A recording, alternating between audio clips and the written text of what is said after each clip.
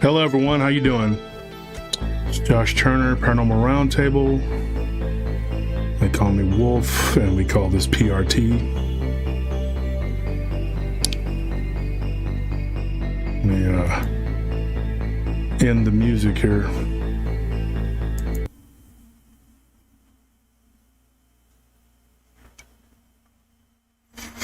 Oh, so we got a show tonight. I tell you what, we got a guest coming on in a little while.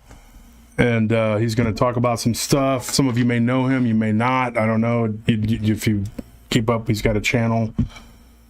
But I got some stuff we got to go over. We got to do the Patreon members. We got to get them.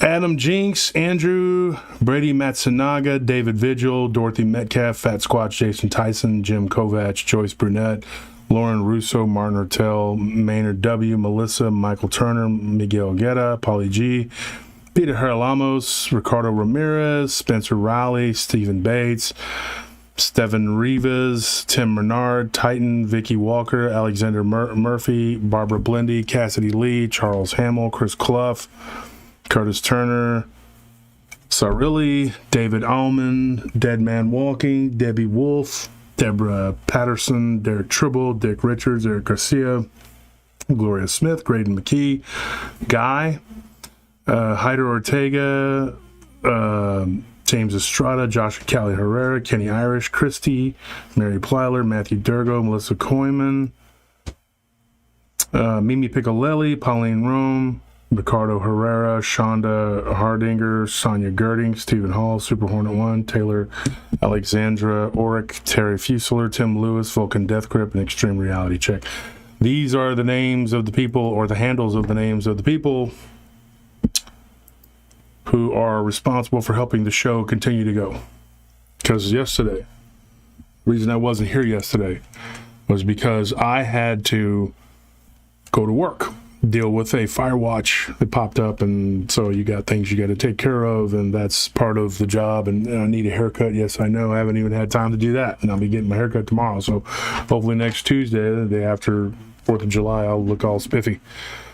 But today, I'm just going to look like a scrub, I guess. I don't know. Got a couple things I got to go over. First of all, we got a Patreon, as you just heard the names that were mentioned. The patreon.com, /PRT podcast.com. You guys can go and become Patreon members. You help out the show immensely, help us to be able to continue to bring you good quality content, and it makes it worth the time and effort we put into doing the show.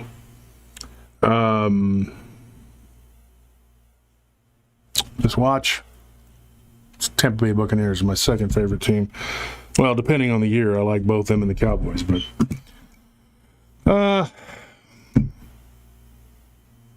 got a lot of things going on, folks. I am stressed. I'm not gonna lie. It's kind of some very stressful things that are going on. But I think I got some good sleep today.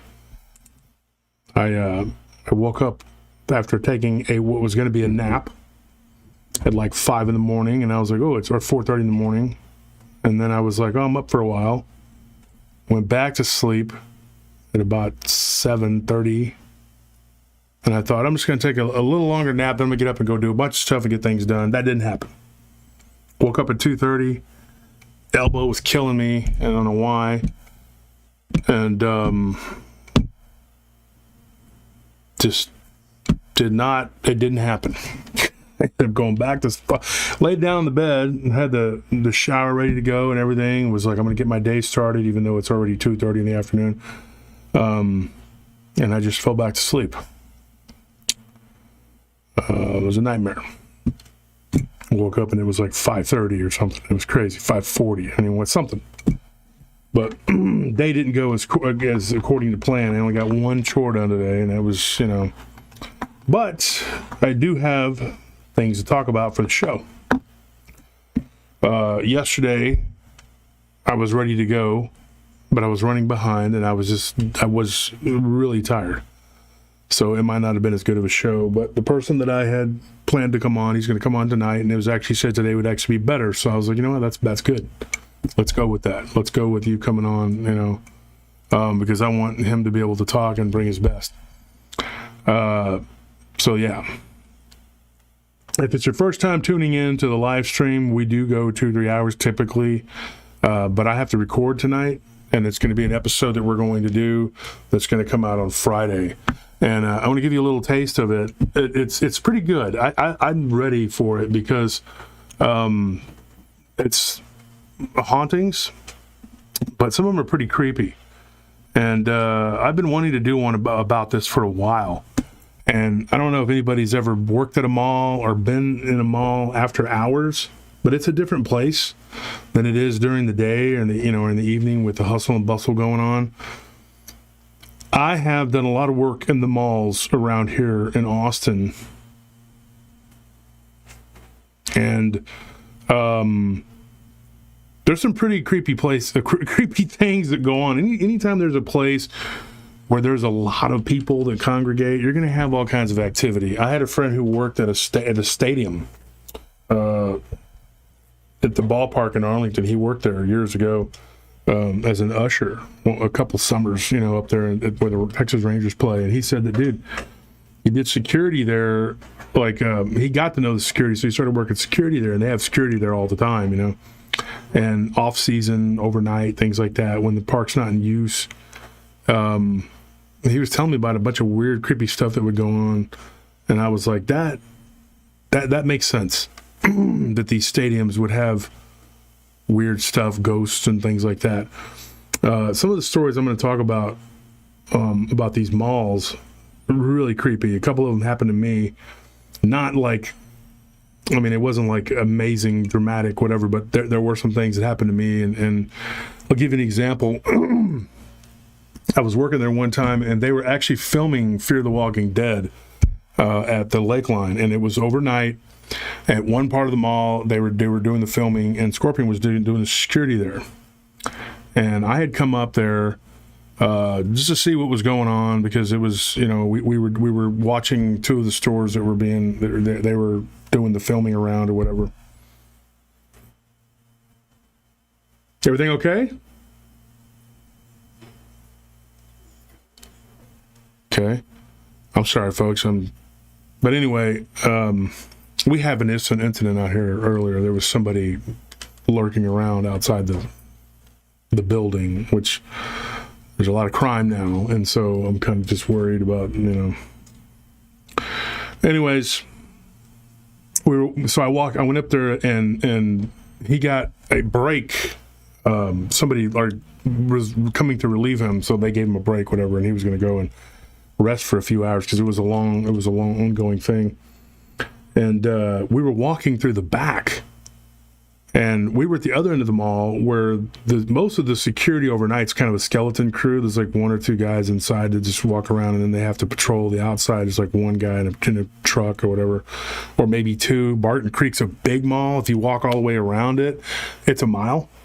Like, it literally, if you walk the whole thing, it's people go and power walk there all the time because it's a mile if you walk the entire thing. But with the inside of it. So anyway, we were walking through the back, and we hear psst. And so, we automatically thought it might have been one of the security guards that is from Simon, from the mall. And we turned and we looked, and we didn't see anybody. So we just continued on walking, and we were talking. And then when he had said something, I don't even remember what it was, but it was like it echoed in a weird voice behind us. And it was kind of like he had laughed, and then he had said something, and I don't remember exactly what it was. I just remember like hearing like an echo of the laugh, and then him saying it again. And I was like, we were standing there, and there was no way that there's. So I said, dude, you go that way and I'll go this way. So he went down and he checked, and there was just one of the stores that the door kind of dipped inward. So he went and he looked. He thought maybe somebody was hiding right there. Otherwise, there was a long hallway. You could have seen anybody that was, but there was nobody there. And as we were walking out, we heard it again, like, psst, and I was like, dude, But that is a small taste. That's nothing. I mean, there's a lot of crazy stuff. And I've interviewed bunches of people who've worked at these stores. Absolutely worked at these stores. And they are, I mean, a lot of weird haunting stuff that went on in these locations. The Outlet Mall in San Marcos, most recently, I did some research there and started talking to some people that worked there because I had something weird happen to me in one of the bathrooms. And so I thought, I was talking to Nellie and I said, you know what, we should do one on the malls because we have so many stories from there. So she was like, yeah, that'd be a good idea. And so we're going to do that. And then the next week we're going to do Tex from Texas Front Porch is going to be on talking about Bigfoot and Dogman. And that's going to be 2 weeks. So also, if you haven't listened to the last Friday's podcast episode with Miss Celine, it was really good. I liked it, and I enjoyed interviewing her. And she talks about Sasquatch and spirits and just some pretty cool stuff. And if you guys go and check it out, the numbers weren't very good, but I'm telling you, it was. I think it was a good episode. It definitely wasn't. It shouldn't be in the bottom rung of the episodes. It should be up there. It's pretty good. It's got a lot of good stuff.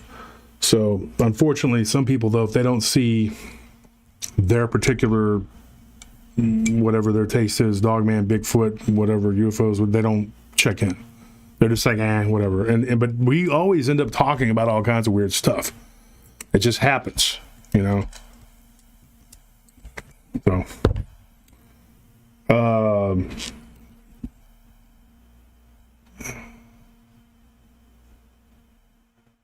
real quick, let me make sure we're set up for tonight. And I'm going to tell you a story.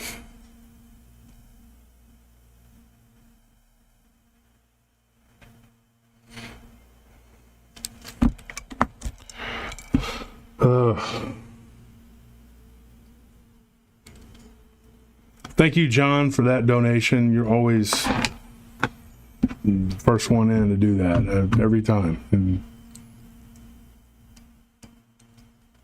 anyways, folks, Josh Turner at prtpodcast.com, Josh Turner at prtpodcast.com. That is my email address. Send me your stories.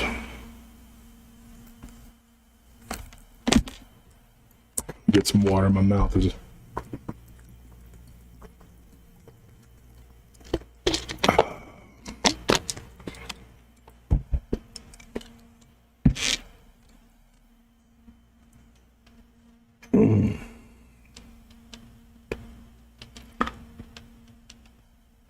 Like I said, we had an incident going on.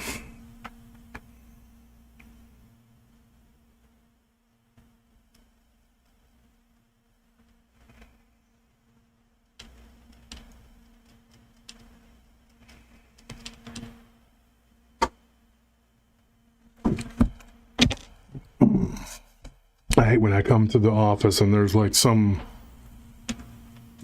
suspicious looking vagrant that looks violent. I mean, and I'm talking they have mental instability. It's the third or fourth time now I've come up here and there's been incidents where it's a nice office, nice studio, but the location obviously is it's not far enough away from trouble. And almost had an altercation with someone. Then I witnessed another tenant having an altercation with someone, and I had to sit there and I'm not the security here, but I'm not going to sit there and let somebody, that pays rent here be attacked, And so I'm kind of worried. Sorry about that, folks. Anyways, got a lot going on tonight. So I'll start off with this. I had a story that was given to me by a friend of mine named Randall that I went to school with. I have permission to use his name. I went to school with him years ago. And I haven't actually physically laid eyes on him since high school. But he sent me a message and he said, hey man, it's me, Randall, and he goes, I like your show. Our mutual friend Jeff turned me on to it, and I've known Jeff for years. And Jeff told him, hey, check out the show. He ran into him somewhere. So what he told me was I have a story to give you. This was a couple weeks ago, and he said, but if you want me to tell it to you, we can talk, or I can send it to you through email, whatever. So he sent me this message, and he says that he thinks that him and his fiance had a run-in with a reptilian. He was up in Minnesota in St. Paul. Thank you, Liberty, for that donation. And by the way, the conference, Eventbrite, everybody just remember Eventbrite. Go to Paranormal Round Table Presents first annual Dogman / Cryptid Conference, and you can purchase your tickets there. Ken Gerhard had a poster made up, and he just put it up on the page, Paranormal Round Table group page. The Paranormal Round Table group, if you go to Paranormal Round Table group, there is an official link to last week's or last Friday's episode, and you can go and make a comment, and you can win something. And do it, because a lot of the same people are commenting, and that's great. So it looks like, from the time before, somebody who's already won is probably going to win again, because nobody new has been commenting. It's always the same 20, 30 people. So if you go out there and you make a comment, you might win if you haven't won before. So yeah, that just, I put the link up today. I've been so busy, I didn't even get a chance to get to it. And so I'm sorry that didn't happen sooner in a more timely fashion. The link to this show will be the same thing, and you can win a prize. So here's what happened. He goes into a dealership, and I thought this story was really creepy. I mean, because I know that this is real. If anybody goes and looks up a video, it's the CEO of Pfizer. That's all I'm going to say. Go look it up. He's talking. He's being interviewed.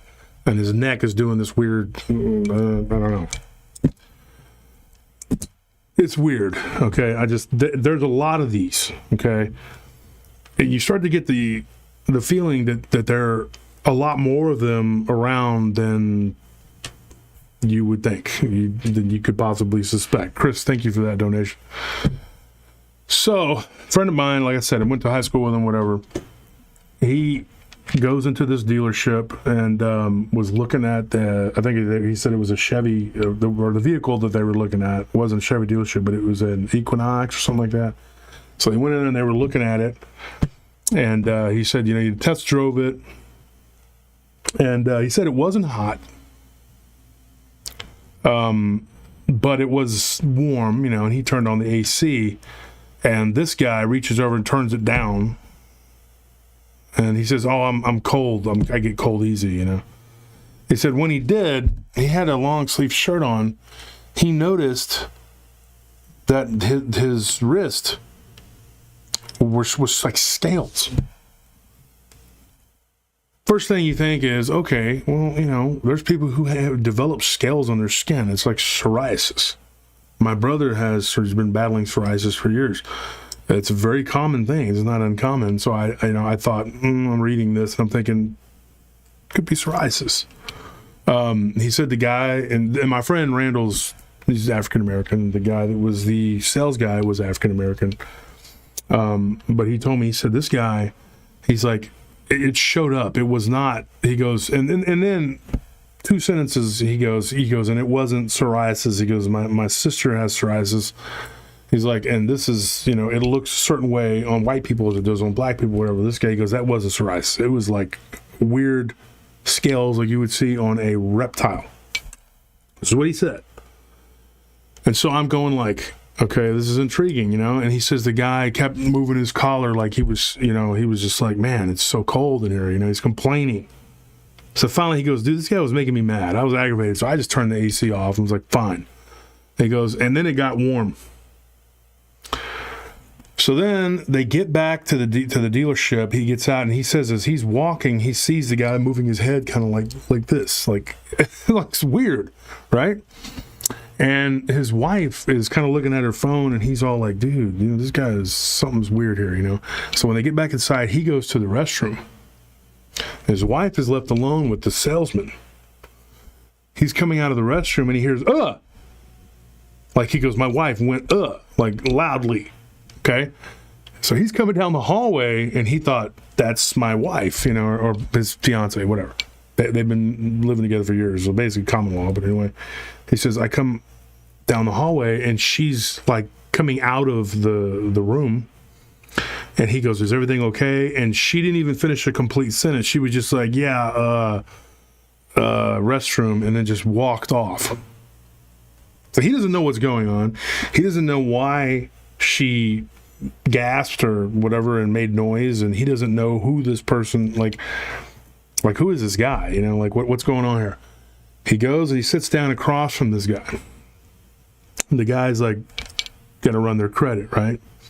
So he starts making excuses. He's like, yeah, I didn't really like the way it drove. He goes, well, do you want to try another vehicle? I have another SUV we can look at, blah, blah, blah. He goes, oh, I'm good. I think I'm okay. I was like, I'm sorry I wasted your time. So the guy got aggravated, and he said when the guy started to speak, he says, let me explain something to you. Before he got to the explain part, he said it sounded deep, guttural, like, let me explain. Like that's not how he said, but that's how, in my mind, I'm thinking this is probably what it was. You know what I mean? So I'm recreating it as best I can. And he said that then his voice went down to normal, like a normal octave. And he's like, what in the heck? He said it was like almost demonic. And he said he backed up, and he said when that guy looked up, you could see he was angry, and he had one of those little squishy. He said he had one of those. Forgot what they're called. He called it a squish ball, but I think they're called stress balls or something. But he called it a little squish ball. He says he's got this squish ball. It looks like it's about to pop. And he said the guy looks at me, and his eyes like flick. And everybody that's the listener, you know what that is. You've heard this before. What is that? You watch TV, guys, okay? We watch TV. We paratroopers, we know what this is. You know what that is. Right? The crocodile hunter was here. He'd be trying to put you in a bag. Let's put it that way. This dude's eyes flipped. So it was like, this is not something that is unheard of. I heard this from a convenience store worker that he's from Nepal. Sat there and told me a whole story, dude. Me and my nephew told us a whole story about this weird guy he worked with, who he swore up and down was a reptilian. So this guy's eyes flip. He goes, dude, my blood ran cold, no pun intended, like, reptile, cold blood. But he goes, it was scared the heck out of me. Randall's not a little guy. He was a big guy, big ball player. And big country dude, too. He grew up out in the country, And he said, dude. And so the guy goes, where are you from? You have a country accent. He says, I'm from Texas. And the big guy across from him goes, oh yeah, I'm from California. And then when he says, what part of California? He goes, oh, all over. I'm just from all over. Couldn't tell him. I lived in Southern California. I lived in Northern California. I lived in Arizona. I lived in hot states. He didn't say that, but I'm saying, you're thinking, you're going, oh, okay, yeah, you lived in the desert, or you lived in New Mexico, somewhere where it's really hot.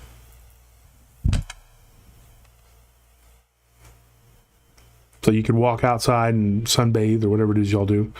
So the guy, he says, dude, my wife came back in there. She kind of looked. She was kind of outside the room, And he looked over and he said, well, I got to go. My wife's waiting on me, whatever. They walk out. He follows them out. He said at this point, he sees the guy lift his hand up, and kind of rub the top of his head. And he sees again. He sees scales. And he's just like, dude. And so when they got outside in the parking lot, they didn't even want to look back. They could feel the guy's eyes on them just watching him.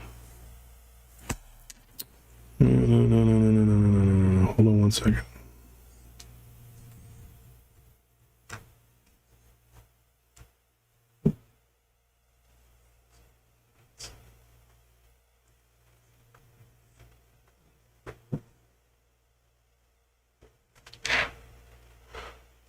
So anyway, They're out in the park. They're walking out in the parking lot.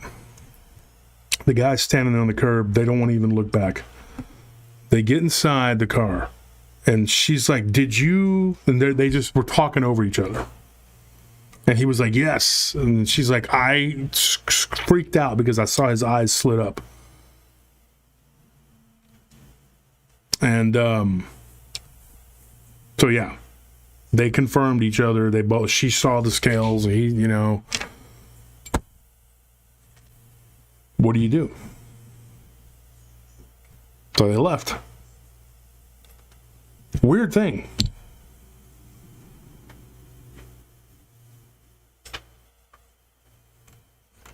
Put my glasses on so I can see the comments here.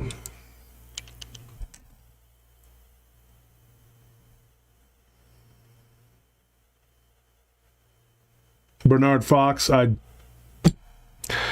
yeah, I don't even want to read the comment, Bernard, but you are spot on, dude. I mean, and then your comment about V, yeah. Mm-hmm. Yeah. I mean, let's be honest.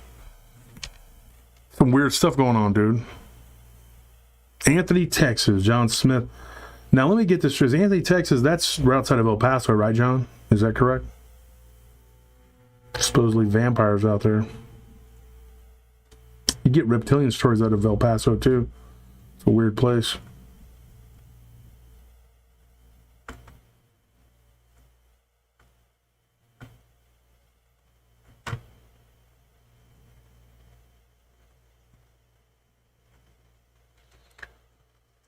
Just reading through some of the comments, guys.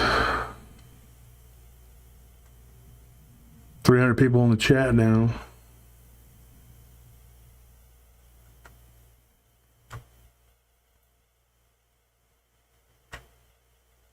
Yeah, some of the stories that we're going to talk about on the episode about the malls it's pretty freaky.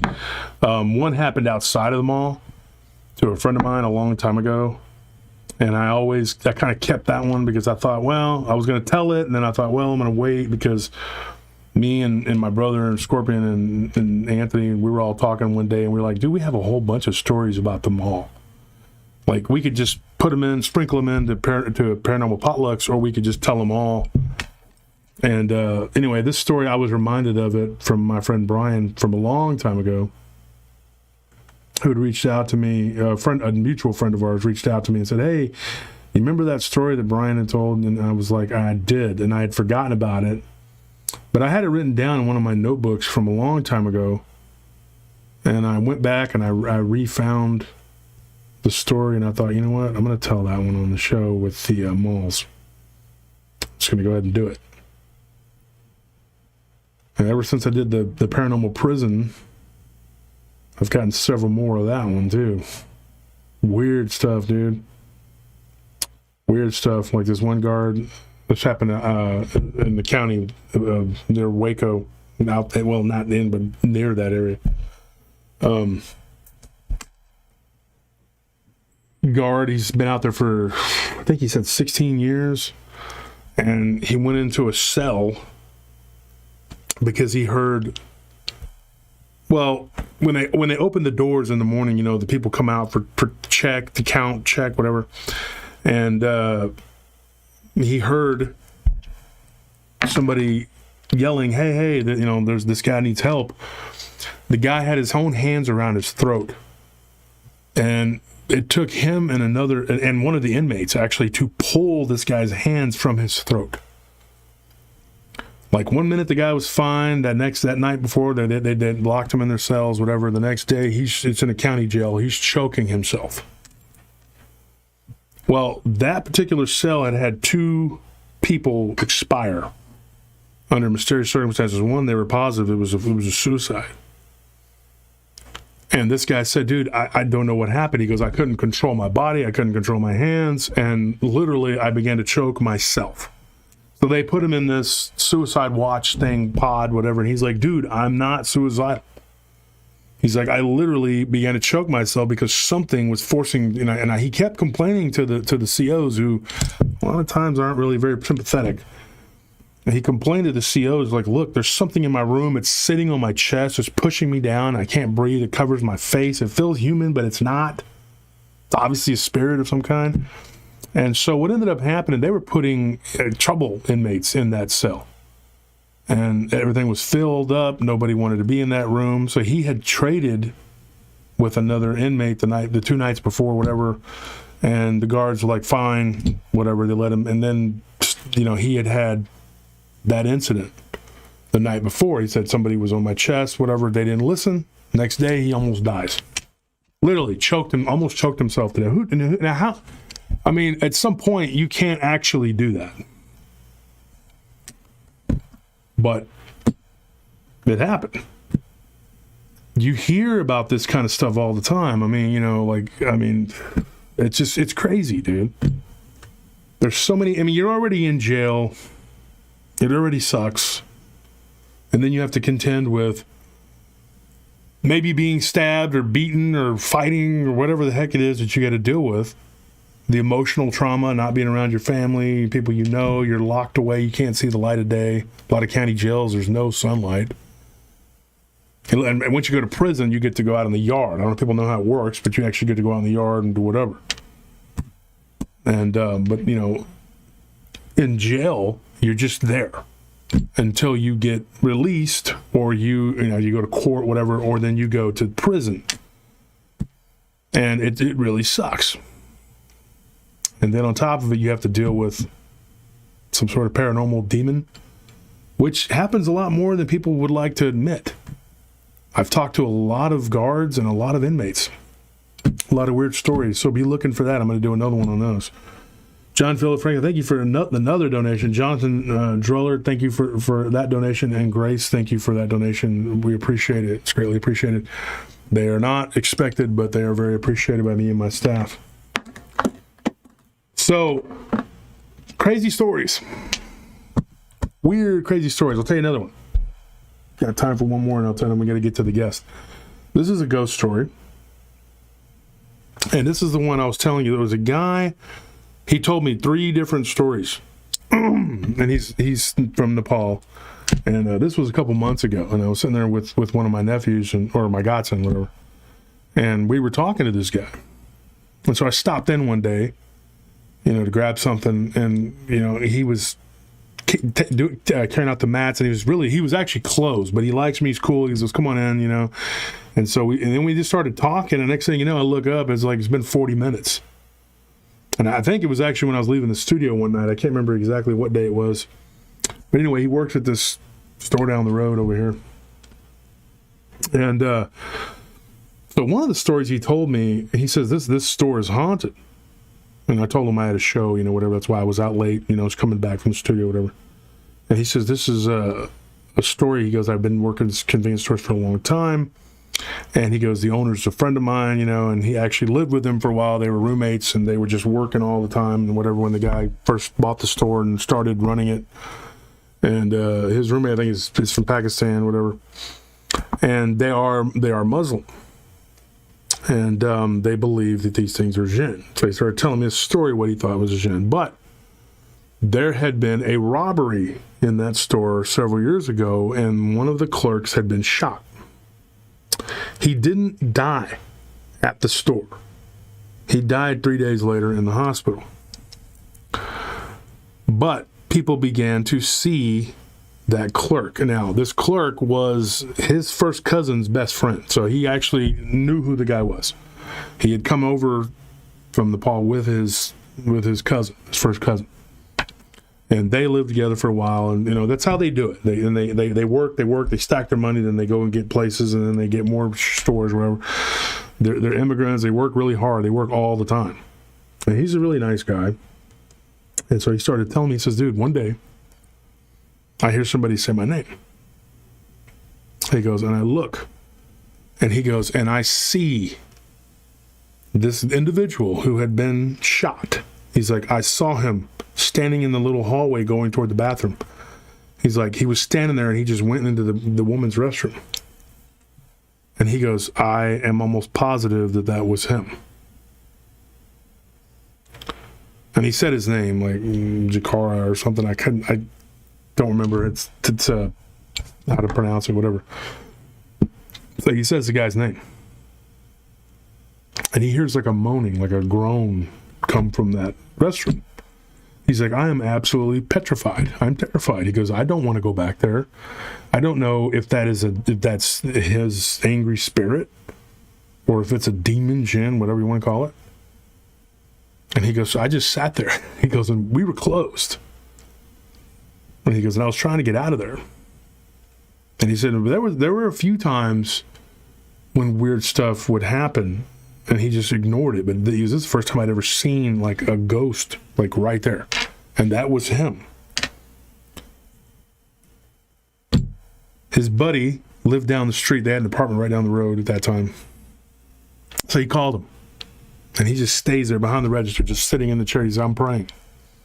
I'm praying. My friend shows up, knocks on the glass. I go and I let him in, and they walk back there to the bathrooms. Nobody's there. They go to the storage room. When they walk in the storage room, the door closes behind them. Then they had to sit there and pull on the door to try to get it open. And they finally got it open. And when he talked to his cousin reminded him that was the day that guy had been shot. Not the day he died, but the day he was shot in that store. To add to that story, he had a guy that he had hired to work because he became the manager. And this young man was working there. And he said, dude, I was breaking down the boxes, taking them out, smoking a cigarette out in the parking lot. He goes, I turn around and I see the door's locked to the inside of the store. I see someone moving around in the store, and I'm shocked. I'm like, why is there somebody moving around in the store? There shouldn't be anybody in the store, right? Wrong. Somebody in there. So he goes, so I freaked out. I put my cigarette down. I walked, I go in there, open the door, and I said, the store's closed. And, he's thinking, how did this person get in there? He goes, I turn, and there's this guy who's like pointing to his chest, and there is a bullet hole right there. Like he had been shot like more than once. And he goes, he was pointing to it, and he was just like, he looked up at him. He goes, he looked up at me and he screamed. And then he was gone. He said, dude, I fell backwards and I knocked over 2 shelves. I stumbled out of there, I locked the door, and I quit. This is what the guy, told his friend. He said, I'm quitting. Just think about that. That was 2 years before that on the same day. So this is, to me, possibly a spirit who hasn't found peace, or it could be a demon. I don't know. A lot of people are going to say different things. But the guy that shot him was never caught. He was wearing, a hoodie, and it was just... So maybe this guy's not at peace. Maybe he wants that person to pay for what they did. I don't know.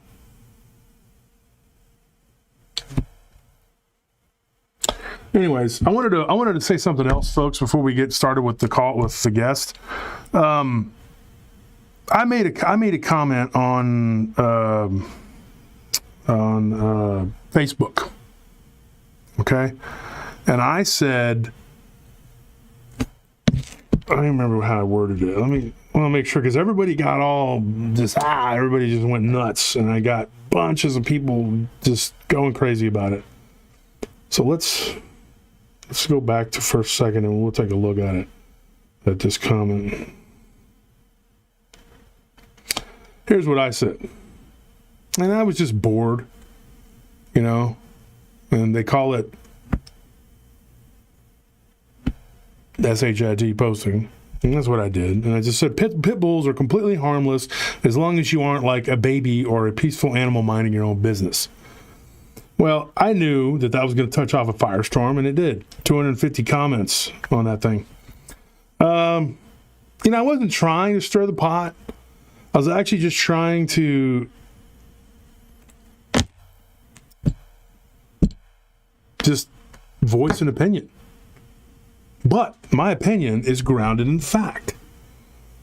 Genetics folks, we've been told that genetics don't mean anything. It's all environment and blah, blah, blah. It's not true. It's absolutely not true. Statistics don't lie. I mean, when you sit there and people say, oh, those statistics aren't real, those are, whatever. You can pull statistics from 5-6 different sources, and you will see that the majority of dog attacks, especially in this country, come from pit bulls. And I'm not saying that they're all bad. And now I had friends that have had one of my friends, Jack, he had pit bulls, he raised them. He had one that was the sweetest pit bull ever. He'd always come up to me. He was just always wanting to get petted and belly rubbed and all that. And I played with him. He's a great dog. In fact, years ago, I babysat one of my friend's female pets because she got along real good with my dog. It was a male mastiff. It was a very alpha dog. And to me, mastiffs, like, they don't have genetic problems. There's not as much inbreeding. I know I raised them, and they're not as prone to turning. They don't turn on their owners, for one thing. They don't, I mean, I'm talking overall. Anybody can dig up one incident and go, oh, look, there's one from, over there in the hills up there in Appalachians, somebody got killed. Of course you can do that. You can do that all day long, and you can make excuses and argue all day long. But I'm just talking about, let's be realistic. Let's use common sense. Let's be honest, and let's look at statistics, and let's drop facts, not just your opinion about your dog that you think is great. There are several pits in our apartment complexes that we do security at, and the one I'm staying at. These people, they have no business having this dog. This dog is literally a weapon. And I see people trying to hold these dogs back from attacking other dogs. And I've seen some close calls, and then I've seen dogs attack other dogs in the dog park. And it's not always pit bulls.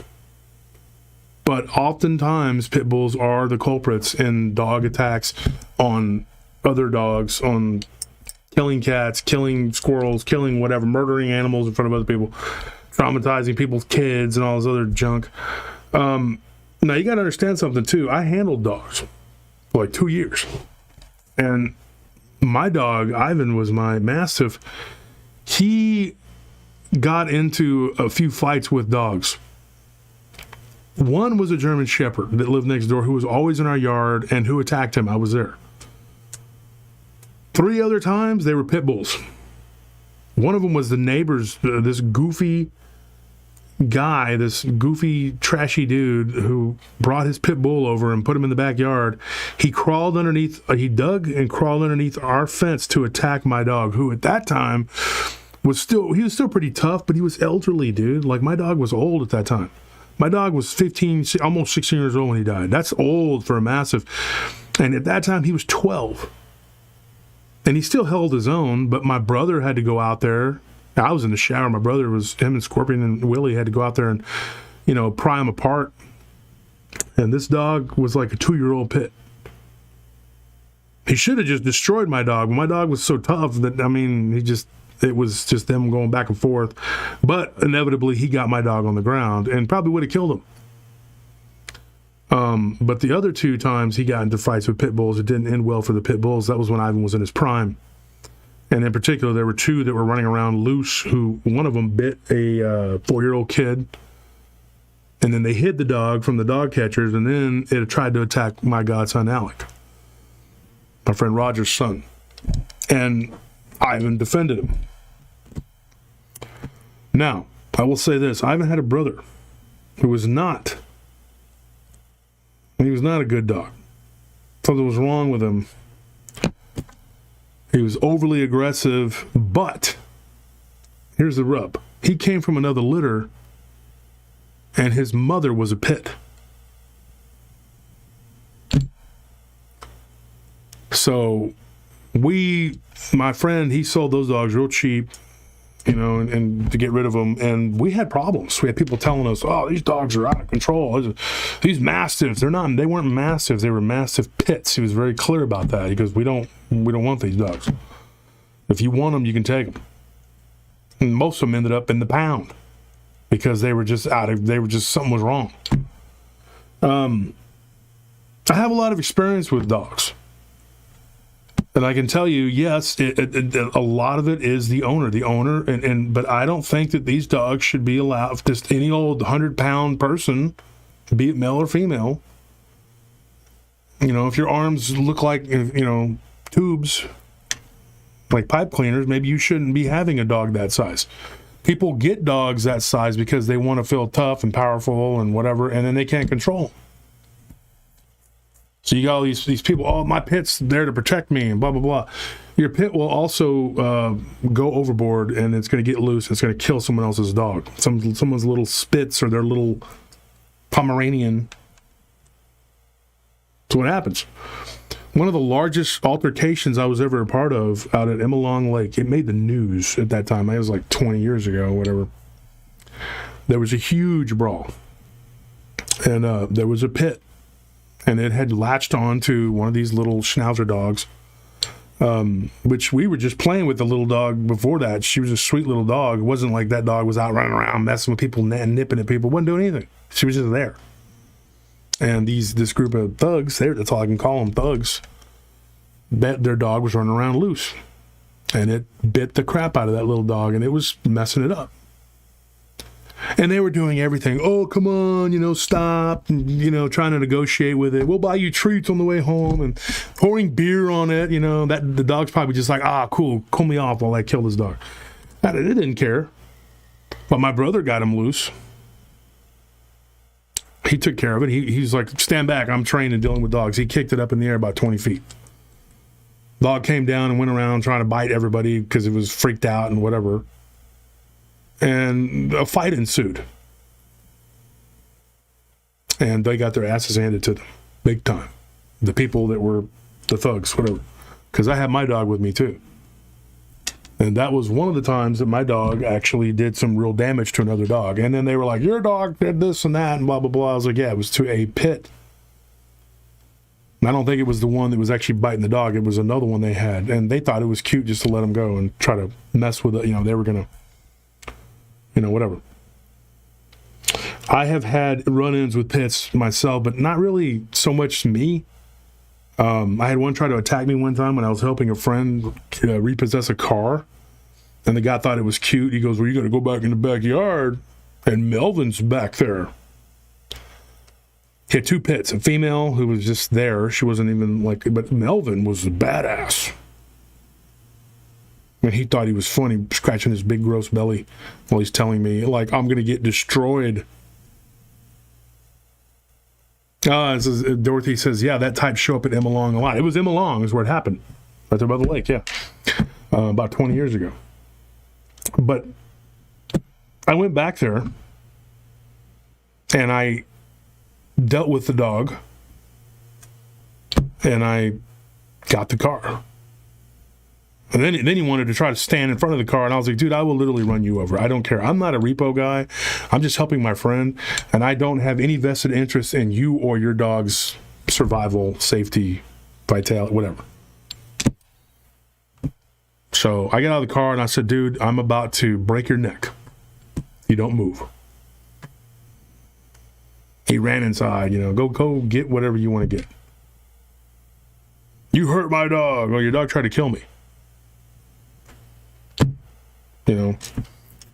I'm not an abuser of animals. I think Michael Vick is a horrible, horrible person. And I think that he got off really light. I think he should still be in jail. To kill animals like that, to me, I'm not saying that, they're just like people, but you should be punished to the fullest extent of the law. And the law should be quite, it should be very, very stiff for being, This guy, though, he had a dog that was basically a weapon. And he thought, well, you ain't going to go back there and get that car, because Melvin's going to take care of you. No, he's not. But I have had a dinner party one time where a Doberman Pinscher who had gotten loose, who was also a friendly dog, and they went straight for a child. It wasn't a small child. It was like an 8-year-old kid, 9-year-old kid, whatever. And somebody had the kid had jumped in the pool, and the dog was obviously after the kid, and it was, and then it turned and snapped at someone else, and then they all go, "Hey, you were a dog handler, do something." I was like, okay. I put my drink down. I went over there, and I tried to get the dog's attention, but the dog turned and was kind of growling.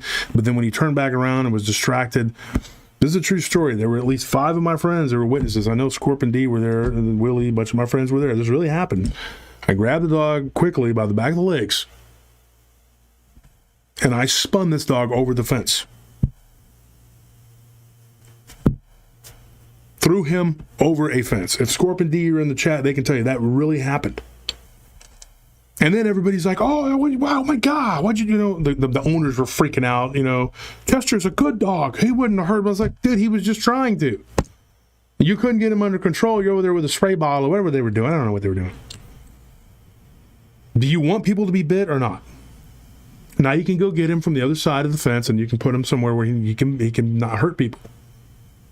Don't have a pool party and then have an angry, snapping, mean dog running around. So there's other dogs, breeds that do it. My friend's Rottweiler bit my shoe one time. I was very angry, and I disciplined him in front of my friend. And he got upset with me, and I was like I was beating him or anything, but this dog needs to learn some manners. You have to take control of the dog, not the other way around. And so, yes, it is. The owners do things that are ridiculous, that are asinine. You don't have any business owning a dog that is literally like a loaded gun, like a weapon. But I really believe, now there's enough legislation out there about all these other things, but I believe that if you're going to go buy a gun, a high-powered weapon, you need to have a psycho valve. I don't give a crap what anybody says. And you need to be a certain age. I still stand by that. But I think that same thing with certain breeds of dogs. My point was, Scorpion, you remember, but my point is that these animals are weapons, dude. They are just like a weapon. It's like having a car or a gun. You have to have a car a license to drive. You have to have a license to drive to get a gun. You should have to have a license to have a pit bull. I really believe that. And people they just go nuts. My pit bull would never hurt anybody. My pit bull would never, until it does. I'm a big believer in this. Things are the way they are until they're not. He doesn't hurt anybody or you or your family or whatever until it does.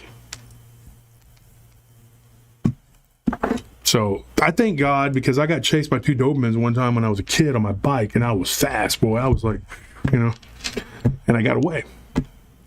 But I fully believe if I would have tripped, slipped up, or fell, I was in this place called the Trails out in Rockdale.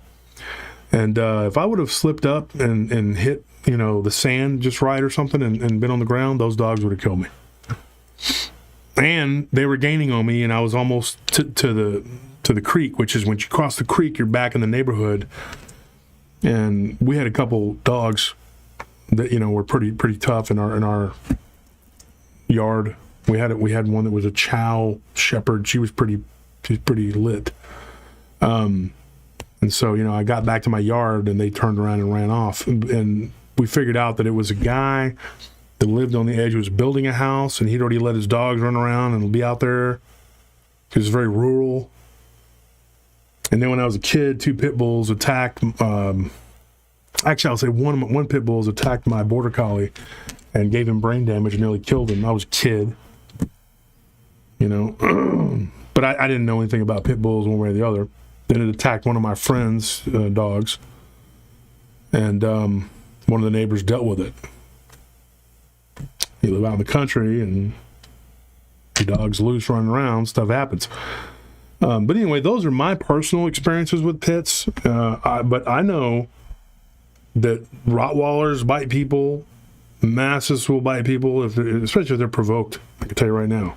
They can be brutal. Caucasian Shepherd, dude, oh my gosh. Caucasian Shepherd is like one of the most brutal dogs on earth. But by and far away, I mean, it is, like, I guess how you say it, by and large, how you say it, pit bulls are responsible for the majority of attacks. Just look it up.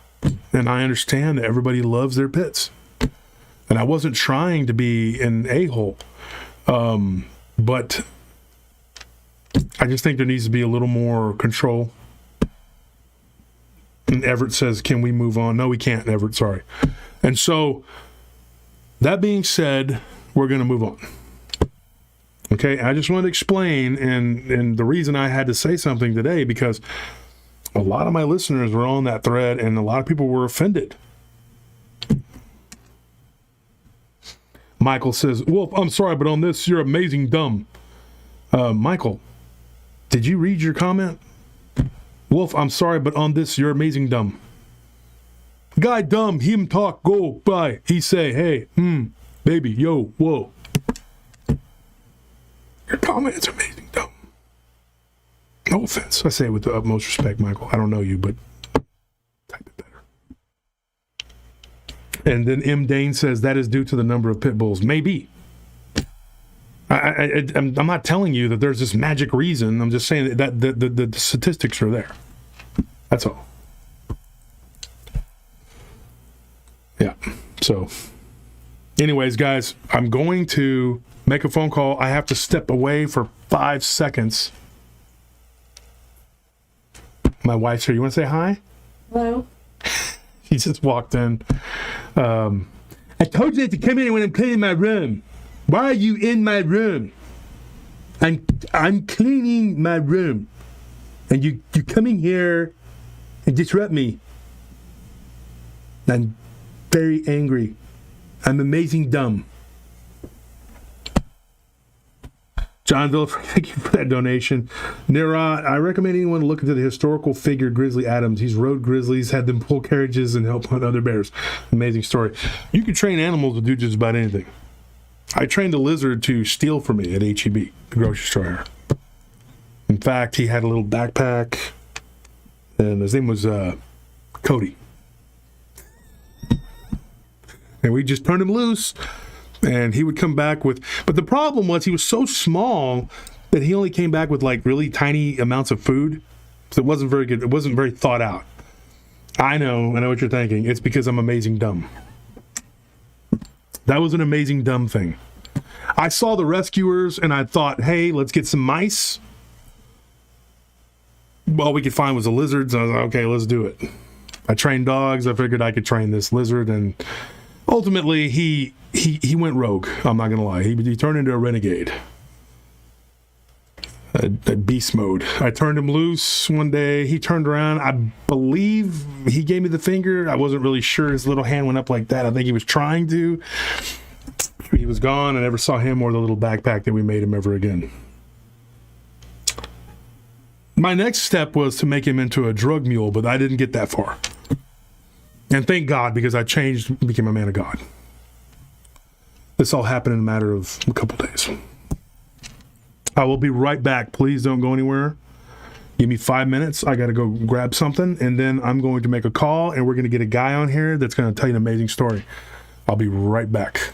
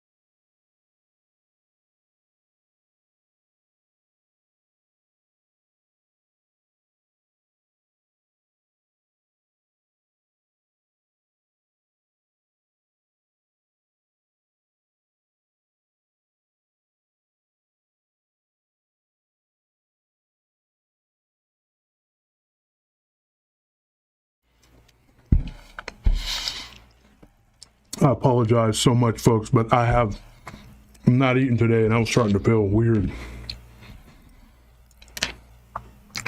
I hate eating on the show, you know that.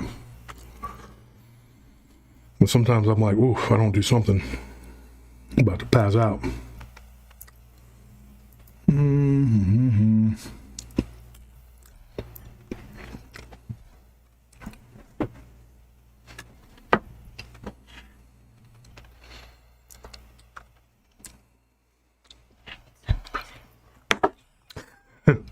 Well, thank you for that. My wife always takes a drink out of my drinks to make sure they're not poisoned. Even though they've been sealed by the distributor, can never be too careful. I'm very important to the future of mankind. I can't have myself dying of poisoned, bubbly drinks.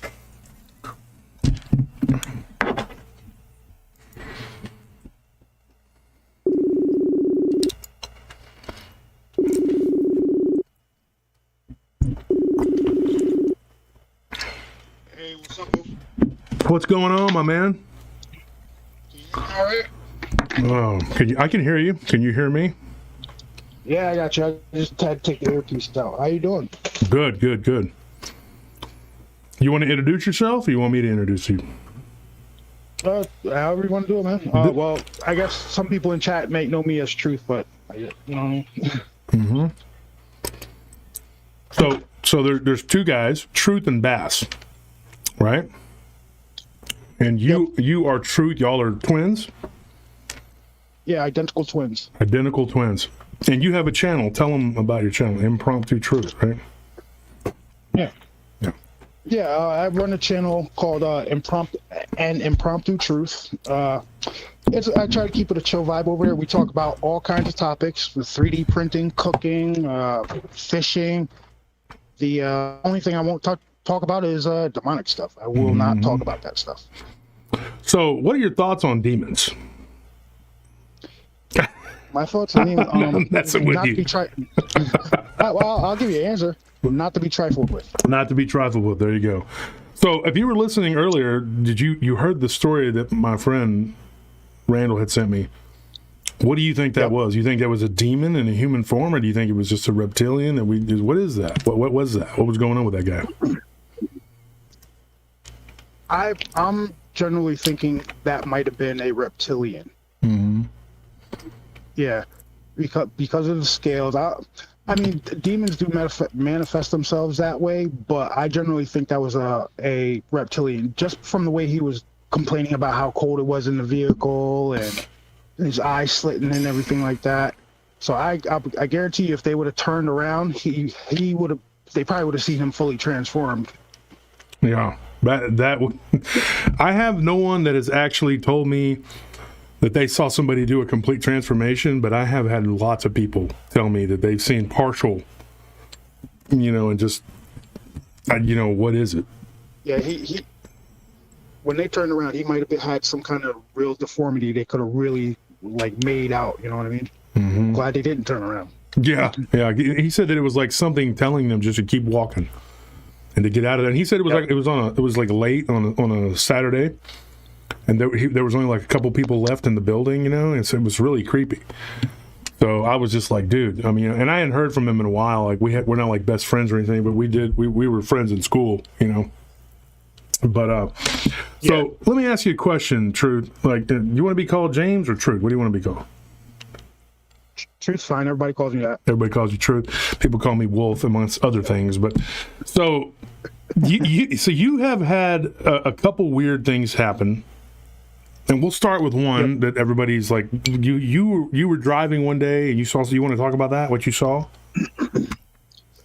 Yeah. Okay. So this involves Bass and a cousin of mine. It was about 20 years ago. I live in upstate New York in the foothills of the Catskills, and if anybody who's done the research, Orange County, the Pine Bush area, that's like the UFO capital of New York. So my cousin lives about 25 minutes away from me. So me and Bass one day decided, it happened in late 03. We decided to drive down there, pick him up, bring him up to our house and hang out for a little while. So around like 6:45, we decided, yo, we're gonna go down to his house, hang out with his brothers and everything, play some video games. So we got in the car and got on the highway. The highway is State Route 17 going east, right? So the car I was driving, this plays a major point in it. It was a 1990 Honda Accord 2-door manual shift, right? So I'm driving, Bass is in the passenger seat, and my cousin's in the back seat. We get over Wurtsboro Mountain and start heading down into Orange County.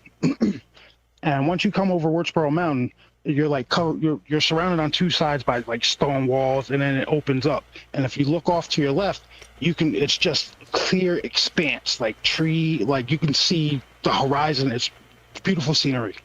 So it's dark out.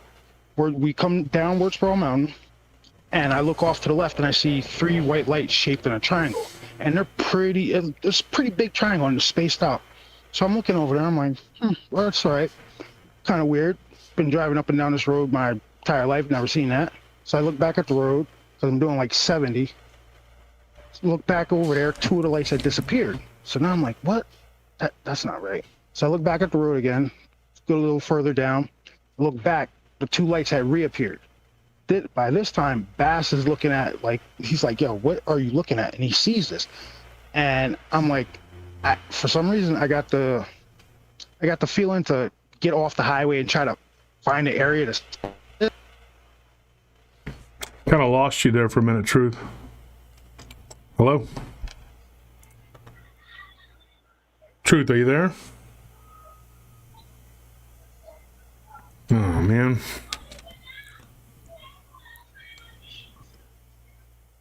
Hello?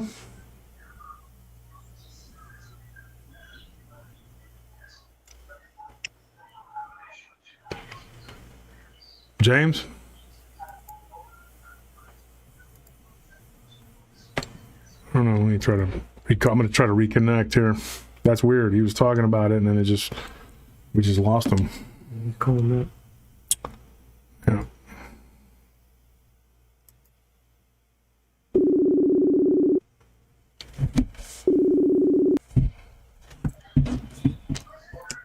Hello, James?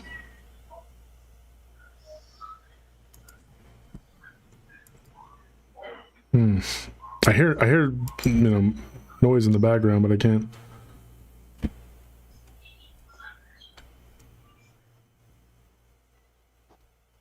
Truth, are you there? Yeah, Yeah. I can hear you now. Okay, yeah, your sound was gone for a while there. All right, let me turn... Darkwood says, start talking about UFOs, zap. That makes sense. So. Okay. All right, I'm sorry about that. So, where did I get cut off at? Well, you said that you guys were, well, I mean, just, you were driving and your cousin was in the back and you saw the triangles and... Okay. Yeah. All right, so we were driving. I saw the 3 white lights shaped in a triangle. Keep going down the road, 2 of them disappeared, then they reappeared. Bass is now looking, and he's like, yo, what is that? I got the urge to get off the highway and try to go find a open space to try to see if I can see this thing. From the spot that we saw the light to the exit is about 4.5 miles, 5 miles. And then from the exit to over the overpass, and then the back roads that we went to is like another 1/4 mile, 1/2 mile. We roll up to an open field, and I nose in, and there's trees on the left, trees on the right, and just an open field. I get out the car, I turn the car off and get out. In the middle of this open field is a big ball of white light. And I'm sitting there looking at it, I'm like, what is that? And now I could hear Bass and my cousin in the back yelling, yo, get back in the car, get back in the car. And I'm like, hold on, I want to look at this. Then I realized, yo, this thing looks like it's getting bigger. I lean in the car, and I'm like, yo, is this thing getting bigger? And then it clicks. It's not getting bigger. It's coming closer to the car. Now, here's the funky stuff. I remember getting in the car. I remember starting it. I do not remember putting it in gear, and I do not remember driving out or driving over the overpass and heading into Orange County on the back road to my cousin's house. all I remember is getting in the car, and then the next thing is on the back road, looking up out of my window, looking at this light, like pacing us, and then it breaks off and then goes up in the sky. So this all happened. We left my house at like 6:50. This happened between 7 o'clock and 7:05. It's a 25-minute drive to my cousin's house. So we get down there, and his uncle, my uncle, his dad, starts chewing us out, like, yo, what took you guys so long? And we didn't really, like, acknowledge it, so we just took the chewing out.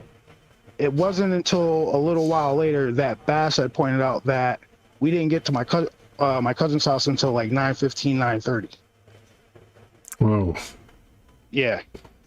And we still don't know where that 2 hours or so went.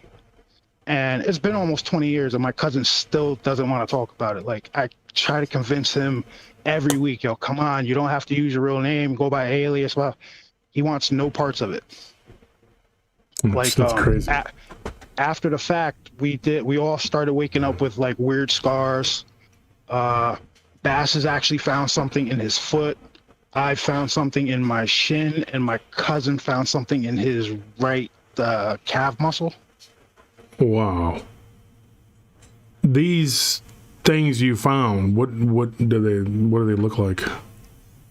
Mine looks like I got shot with a BB. Uh-huh. I haven't seen my cousin's. And Bass has like what seems like a grain of rice, like right above one of his toes, like where the toe meets the foot. Mm-hmm. Yep, because my sister had one when we were kids, when we were living out in West Texas, and my dad was working at the power plant out there, and it came out of her nose, and it was weird. It was like a BB, and when she brought it to me, I thought it was a BB. I had a BB gun, and I compared it, but it was smaller and like really shiny. And it would move, like it was weird. Like I tried all kinds of different things. Like it would move around on its own. It was weird. That's crazy. When I found it in my shin, as soon as I get out the shower, I put lotion on and everything like that. And I put lotion on my legs. Never felt it before. And then there's a BB in my shin. Now, from my understanding, once they get you, they track you. Mm-hmm. Right? Now, there's two things about that. I have kids, and I don't want them messed with. You know what I mean? Like, mm-hmm. I refuse to do hypnotic regression. I don't want to. Yeah, I'm not. Maybe that'll be on a bucket list one day, but not anytime soon. And two, I would talk to a special person, and they said that Bass and I were still being, I guess, monitored. Yeah. And here's a weird thing. And I don't know, and I was talking to somebody about this just yesterday because you were going to be on the show. I'm going to say something here, and I don't know if there's a connection here, but you're not the first set of twins that I've talked to about this. About the fourth, actually. And one set of twins were also African-American, but they were females. And she believes that they were abducted, but her sister doesn't remember it, but she does. Her sister just remembers falling asleep in the back on a road trip. And they were in, I don't remember exactly where she said they were at. Because the abduction happened in Germany. And so, and her parents were in the military. And so it was really bizarre. I mean, it was like, and her sister just said that she remembers being really sleepy, and like they were talking and playing, and then and then they had like these 3 hours of missing time. Her dad, their dad ultimately committed suicide. He started having nightmares, and she's not, and I've tried to tell her, hey, you want to talk about this? She's not really into talking about it. Well, there's a lot of people who don't like this subject. They don't want to talk about it, dude. I mean, in fact, there's somebody very, very, very close to me that I wish they would talk about it, and they just don't really want to talk about it. So yeah, it is a weird subject. I talked about on my show once. My friend had these blue-looking creatures come into his room, and it was like a dream. And when he started talking about that, I had the same thing happen to me. They came into my room when I was living with my mother in an apartment complex in South Austin when I was a teenager. What are the odds that we both had the same dream? You know, I don't believe in coincidences. Yeah, me neither. But I do not believe, and I've actually talked to a curandera and a curandero, you know, and I've talked to different people who are remote. I talked to a remote viewer not too long ago, and a couple psychics, and they've all reassured me that I am not being monitored. I did not have anything happen to me, but that it did really happen. They were actually in my room. Why? I have no idea. Because I know my sister had that room before me, and she had moved out. So one of my sisters, the weird, annoying one, may have had something. But when I tried to get her to talk about it to my wife years later, she didn't want to talk about it. Like, she was just like, she didn't. It just wasn't something that she was really into talking about, and I didn't push it. But I have heard her talk about it to like one of our cousins one time, which was weird. Like, it's like sometimes people just feel like talking about it, and other times they don't. So in your opinion, like, how old were you when this happened? 19. You were 19? Yep. Okay, and so that was 20 years ago. Yep, graduated the year before. Do you think it was a random encounter, or? I don't know, because now the cousin that was with us, that is a blood cousin through my mother. So I don't know, maybe they were doing a study on twins and like a blood relative. I have no idea, but it's been 20 years and I still can't account for that in 2 hours. And the thing with my cousin is, he won't talk about it, and I want him to talk about it to me at least, because I don't know what he saw sitting in the back seat. Mm-hmm. Because remember, it's a two-door. If we all got abducted and we all got dragged out of the car, he might have saw all of that. Yeah, and he won't talk about it. Yeah. Plus, his kids are older than mine by a few years, and his oldest daughter used to, this is one thing he told me about. His oldest daughter, when she was younger, she used to say that the little gray people were messing with her feet at night, which makes me worry for my 4 boys. Mm-hmm. Messing with your feet. See, and I had a story not too long ago of a woman whose daughter. This happened in right outside of Madison, Wisconsin. Her daughter claimed that there was a little troll that would mess with her feet at night. And this woman, the weird thing is, like, when she started to tell me about the story, she started off with like, I have been abducted, and I'm like, and then she went on to talk about this little troll thing, and I was like, wait, hold up, what? And I was like, because people compartmentalize this truth, you know, they'll be like, well, there's Dogman and Bigfoot, and then there's aliens, and then there's ghosts, and then there's these little creatures, or Duende, and all this stuff. They don't put it together. They don't like to put it together, but I've dealt with hauntings where people have seen UFOs, and they've had Dogman on the property. And I don't think they're all just showing up by coincidence for a big party. It's all interwoven. It's all strung together. Mm-hmm. Yeah, and it's interesting, man, because when she started talking about the abduction scenario and I began delving into it, she's like, well, I really don't want to talk about all that yet. I'm not really ready.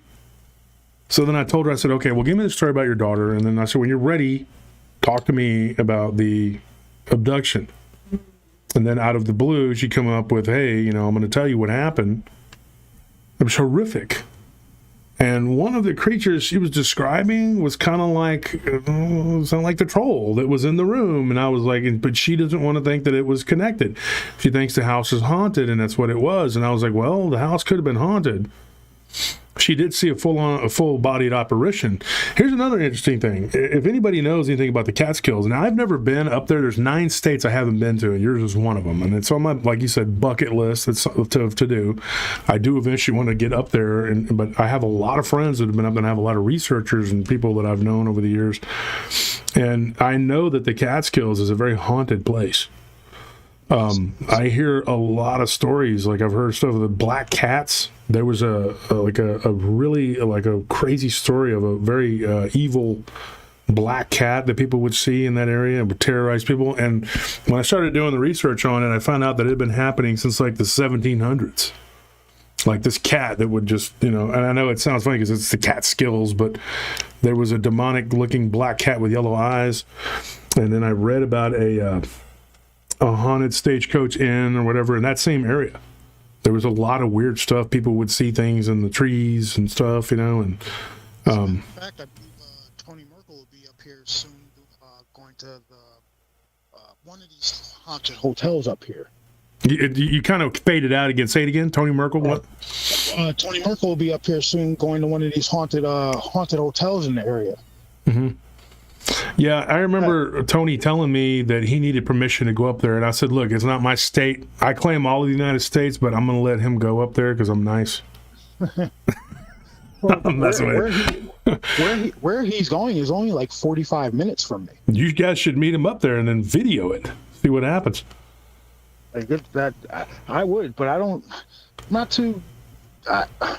like ghosts. I was waiting for you to say it. I was going to say, you said demons. You didn't say ghosts. Like ghosts, we go up there. I'll talk about ghosts and I'll watch the videos about ghosts, but like going into haunted areas, I don't know about that. You get attachments that way.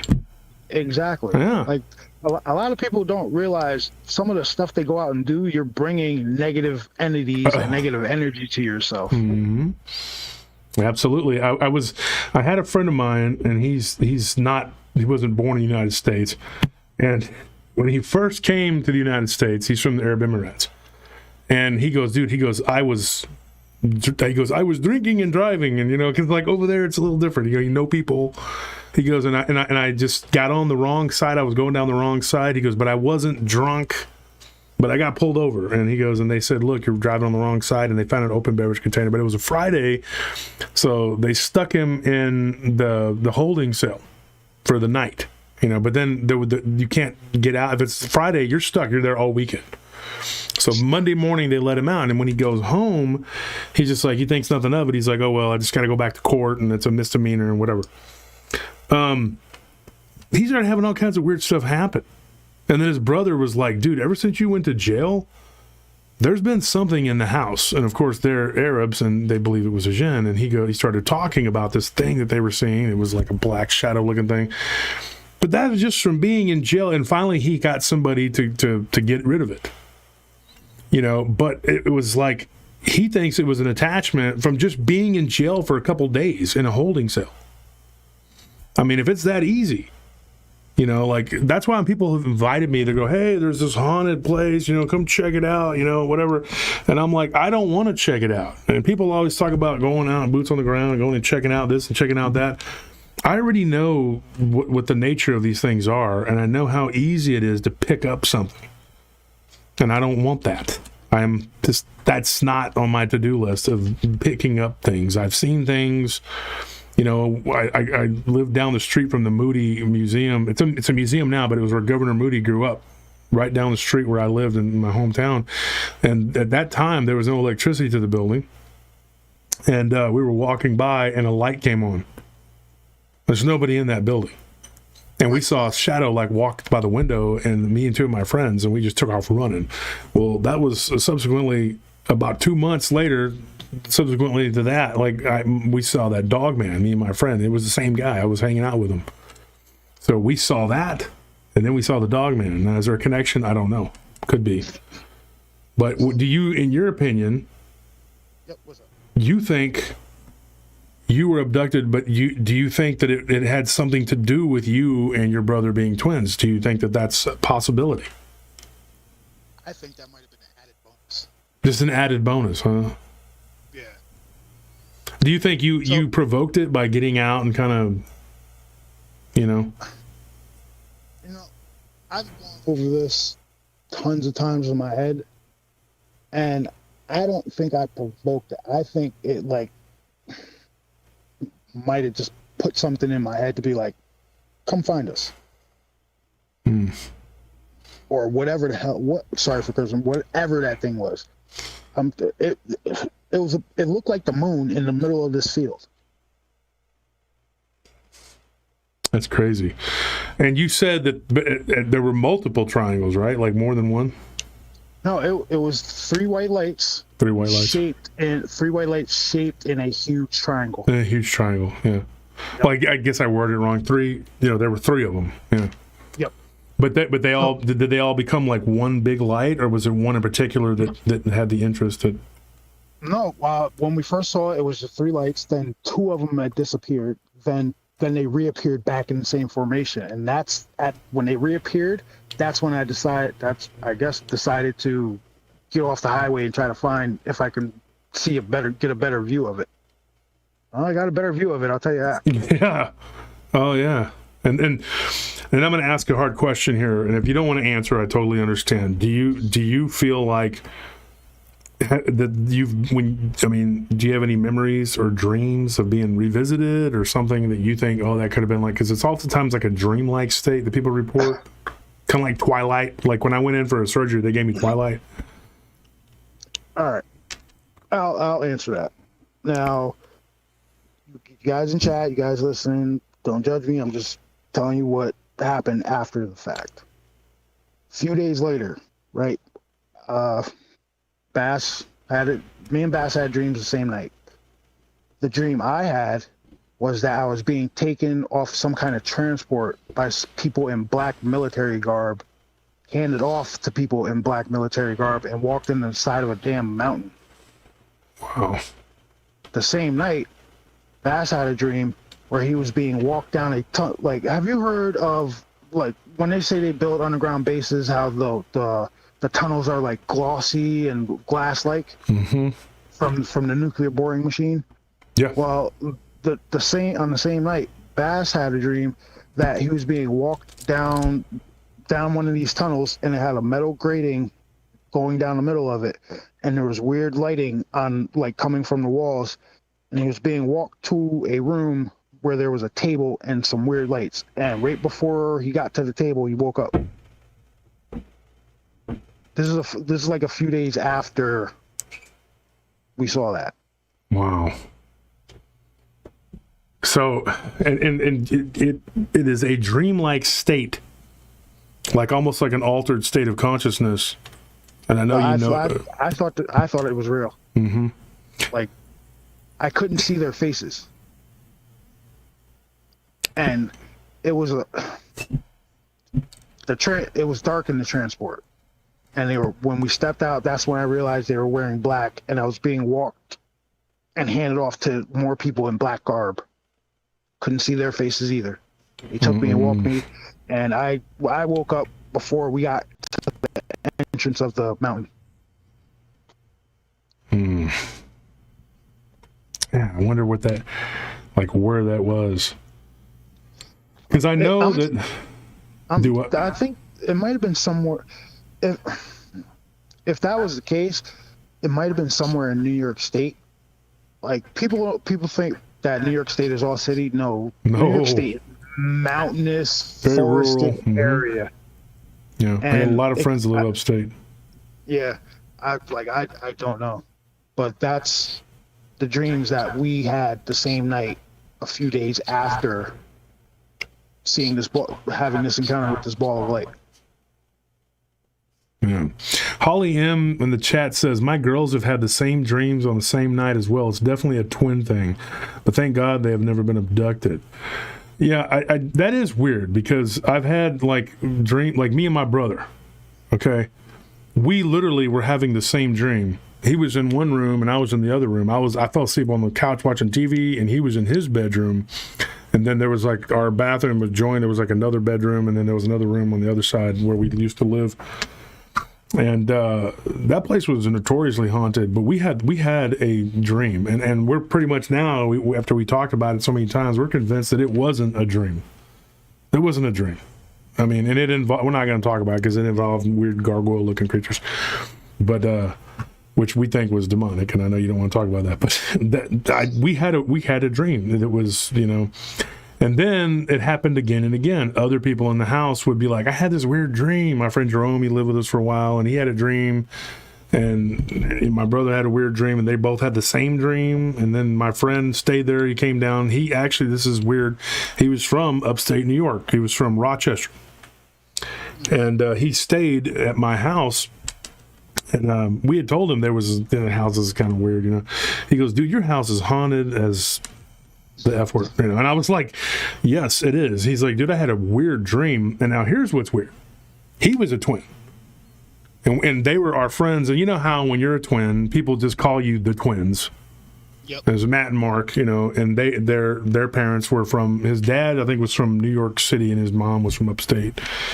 And they lived, like, I think in Rochester and like near Buffalo and other places in that area. But he was talking about, like, having lived in a haunted house when they were younger, and they were twins. And actually, I think they're about your age. They were a few years younger than us, and so they would probably be about 40 now. I've lost touch with them. They lived in San Antonio. Their dad was in the military or whatever. And last time they finished school here and went to San Antonio. But they had come down to visit before they decided to relocate, to come down here to go to school, whatever. We were all young. And they both had dreams in my house, and it was very similar. And I thought, man, maybe, you know, and so Matt said it's a twin thing, kind of like what Holly just said, but I was like of the opinion that it was just a house thing, because me and my brother, we're not twins, we're 5 years apart, and he had the same dream I did.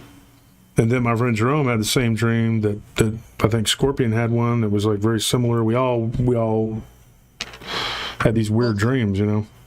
There might be two things. It might be just that house was super haunted, that it was causing you that, like, Your sound is cutting out, Truth. Can you hear me now? Yeah, I can hear you, but it's real faint. I'm probably not talking into my phone. Am I good? There you go, a little more. Okay. So it might be both things. Like, it might be the house was just, like, super haunted, causing these dreams, right? And then it also might be that the twin thing. Because people are often saying twins are super connected because they come from one embryo, one egg, or whatever it is. So maybe that's playing a part in, like, these paranormal aspects that twins are having. Mm-hmm. Yeah, and also there's a theory too that twins have a soul matrix that they actually share. Because we all have, you know, multiple versions of ourselves. If you look at string theory, I mean, I don't know, Michikaku and all that. I've always been a big quantum physics guy. But you look at, like, the multiverse, like Marvel. You know how Marvel has the multiverse, and, like, this latest film with Doctor Strange kind of goes way into that. You know, like, there's this multiple versions of yourselves. That twins are actually just one person on this plane sharing, you know, whatever. Some people have proposed that, but I would say that twins themselves would say no, because they don't always have the same interests. They don't always have the same whatever. But if you look at your mirror versions of yourself, you're not going to have the same everything either. Yeah. It's not going to be the same. And there's a whole lot of weird stuff with twins. Like one of my nephews was supposed to be a twin, you know, and he wasn't, but he's always felt like there was, like, what he called, like, another, you know, which has always been kind of creepy to me. Like, he always felt like there was something connected there, you know what I mean? Like, there was something there. One of my aunts was supposed to be a twin, you know, and she very much, I always felt like there was something there, like another, like she would just flip, you know? And I don't mean like bipolar, but I mean like just two different people. Like, maybe, like, when that twin, like, did they lose the twin at birth? Yeah, or like, that's what happened. So, being that, say, a twin is split from one, you're fading out again, Truth. Being that a twin is split from one egg, maybe that when it was lost at birth, that spirit still lingered with that twin that was still alive, because you know what I mean. Yeah, because one of my best... Here's another freaky story from my childhood. It didn't really... I can't really say it was me because I didn't really experience this a lot, but it was told to me, so it always kind of... I think it unnerved me. But one of my friends, my friend Tommy, when I was growing up as a kid, he was a twin. But the weird thing was, it was traumatic because his parents were very protective of him, because when he was born, he had a twin that lived to be almost 3, and then he died. And that twin was very sickly, he had a lot of problems, and Tommy was too. And so when that twin died, he didn't have illness anymore. It was weird. And so when I heard this story from his older sister, they would see, and this is creepy, the whole time he was growing up, they would see like a doppelganger of him. Like he had a backyard swimming pool, and so a lot of summer times I would go over there and hang out because Tommy had a pool. Let's go hang out, And so we would go swimming, and I never saw it. I never had any weird whatever. But sometimes when we'd have sleepovers, like he would talk in his sleep, and it was like 2 people having a conversation. And me and my friend Ronnie like actually witnessed this, and it freaked us out big time. And then they would talk about, sometimes they would hear a splash, and they would, like one time his parents ran outside, and this was his aunt, she was like the crazy hippie aunt that would tell you things that you really shouldn't be hearing as a kid. So she was like, she told us this really crazy story that one time she was babysitting and his parents had gone to Hong Kong. His dad was always going overseas. He did all kinds of importing, whatever. So she went outside and she saw Tommy in the pool, and she was like, oh my gosh, what is he sleepwalking? So she runs out there and he's not there. She goes back in, he's asleep in his bed. I mean, stuff like that. And then, when you start thinking he had a twin, and even as a kid, 8, 9, 10, 11, however old I was when I knew him, I met him when I was 8 and knew him, you start thinking like, okay, is that your twin? I mean, is it the ghost? Is he following you the rest of your life? I mean, it's a really weird thing to think about. It's weird to ponder. And I think that, go ahead. I wonder if he's still being followed by it. Like if people still see his twin, like his doppelganger.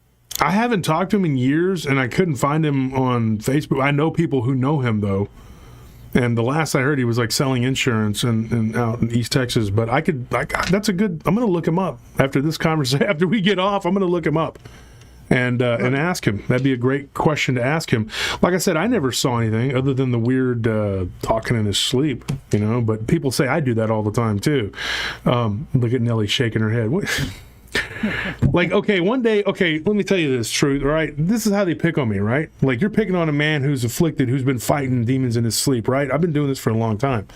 Okay, I try to keep the world safe at night. People don't appreciate that. They just want to make fun and joke about this. Because we were joking and we were making fun of each other, and I'm like, oh, here, I'm so and so, and I did something funny.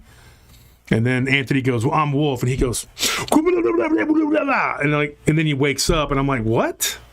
And everybody laughed, and I'm going like, dude, so do I really do that? And they said, yeah, you talk in different languages in your sleep. My wife's sitting here laughing because is that not true? That's true. And so I don't know why it happens. I just made up a story that I do it. I'm like a superhero, and I fight in my sleep to keep the world safe at night. But I do leave my body. I've been leaving my body for a long time, and that is another state of consciousness that's hard to explain. I had somebody asking me one day, and he was telling me, he was like, hey, what is it like to leave your body and go into the altered state of consciousness? And when you leave your body and you become aware, you're hyper aware, it's more real than real. Let's put it that way. And yes, I have encountered weird entities and things in my sleep. And my wife has had to deal with it. But I explained it to you, honey, when you first got with me, that I did weird things in my sleep.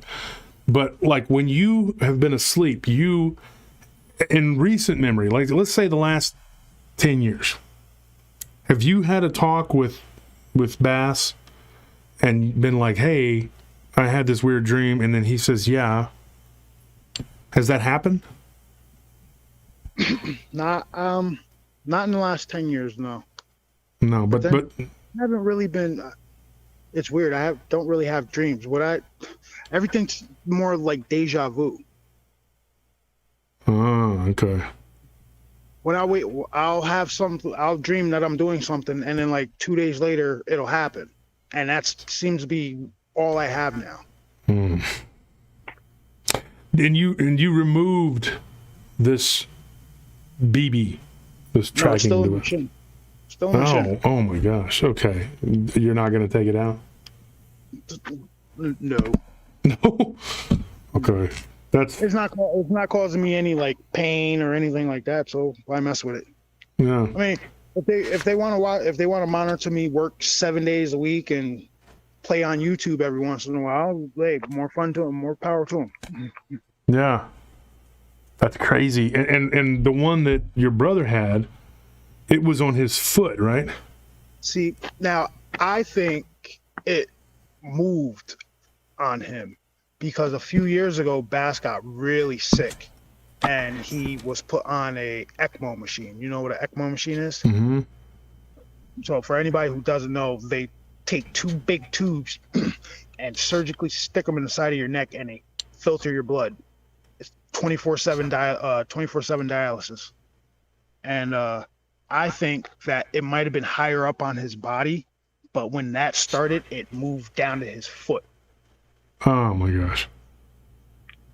And this one is, you said, like a grain of rice? Yeah, that one's about like size of a grain of rice. Oh man, that's so weird, dude. That is so weird. Huh? There's an implant. Oh yeah, my wife's talking. Woman, stop talking during the show. I done told you about that. I'm gonna put the leeches on you. So well, you brought up shadow people before. Mm-hmm.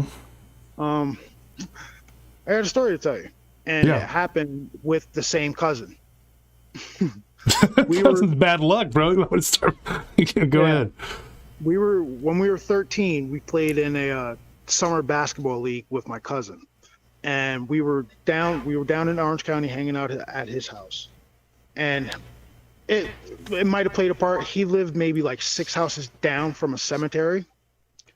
So there's like 7 of us sitting in his brother's bedroom, and they had bunk beds. And where the bunk beds were sat, you could look straight out the door and like down the steps. I was sitting on the lowest bunk bed. Bass and my cousin and his brothers were playing video games, and I hear footsteps creaking up the steps. So I look over, I don't see anything. I'm like, all right, pretty weird. Turn back to the games. A couple minutes later, I hear it again.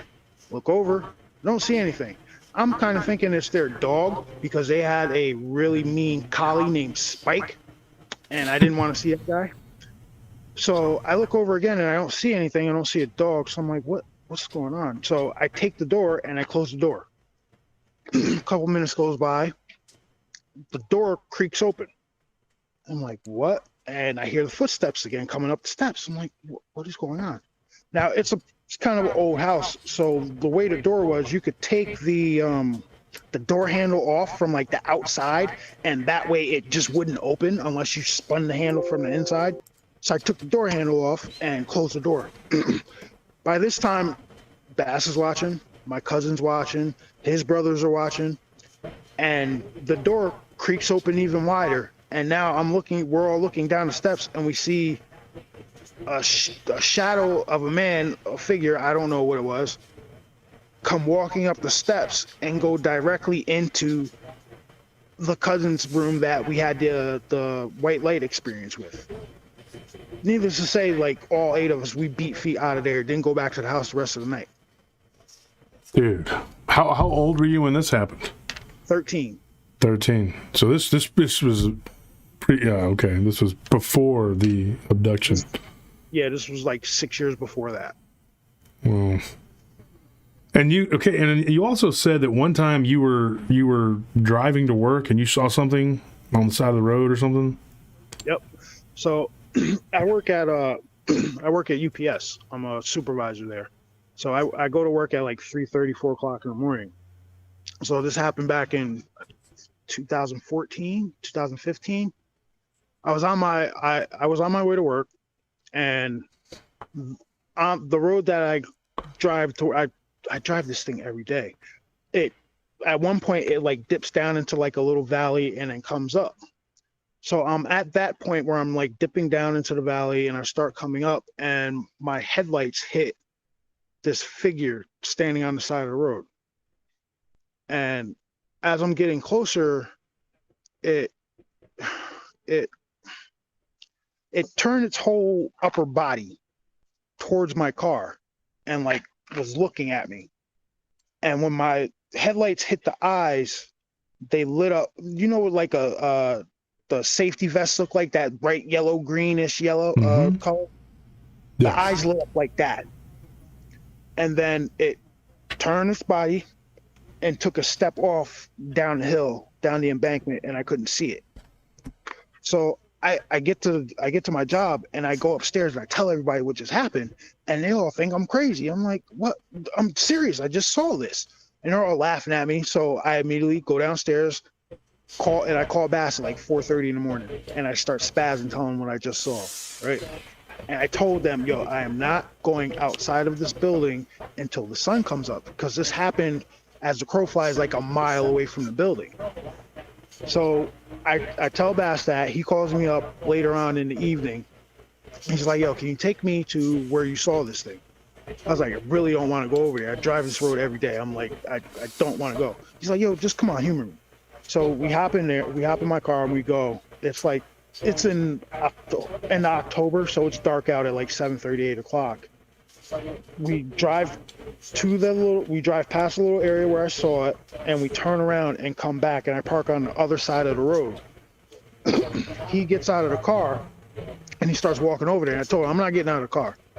So he gets out of the car, starts walking across the street, and he stands to where I pointed at where the thing was. And he starts yelling, hey, come over here. Come look at this. I'm like, curiosity killed the cat, right? So I get out of the car, walk over there, and he's like, yo, what does that look like? And I say, that looks like a footprint. Get in the car, let's go. There was a footprint there. I didn't have a tape measure, but it was between 18 and 20 inches long and probably about 5-6 inches wide. Yeah. That's crazy. Just one second. What's going on, guys? Y'all are interrupting the show. We're over here jumping around doing stuff. Anyway, I'm joking then. But man, so okay. And let me ask you this, and this, and I'm not, do you think that when did this happen? What year? How old were you? This happened in 2015. So Okay, like 7-8 years ago. Yeah, so I'm 30. When I was like 30, I'm 38 now. And do you think it had anything to do with your sighting, with your encounter? Does the sighting have anything to do with your encounter with the UFO? I don't think so. I think I might have just like stumbled upon it. Yeah, happened upon this thing.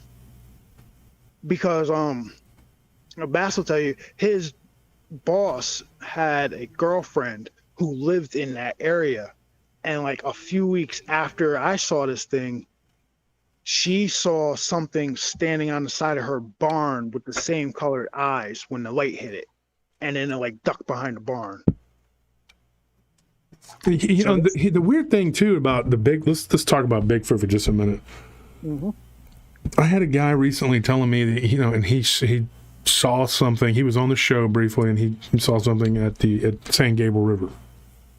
You get weird reports out there. Now, I've gotten UFO reports out there, and then I've gotten these weird ball of lights that are just some of them are just about like that big, and then some of them that are big, like the size of a basketball, and they'll bounce around and kind of bob over the water. I've had 1 or 2 reports of them going into the water and coming back out, and then I get reports of Bigfoot. And you're going like, why in this same little area is all this happening? Why? And then just recently, like a few days ago, I had somebody, it was one of my cousin's friends, and her husband didn't want to talk about it. So I'm going to try and get him to talk or whatever, because he goes fishing out there all the time. He just wants to pretend like it didn't happen. But they had this big ball of light that was blue. No, it was green, and then it turned blue. And then this thing came out feet first, kind of slid out sideways, and it looked like a Sasquatch. When she described it to me, I was like, that's a Sasquatch. And I'm talking on the road, not like, they were inside of a travel trailer and by the lake. And this thing just slipped out of this thing, and then they saw it look around and then run into the bush.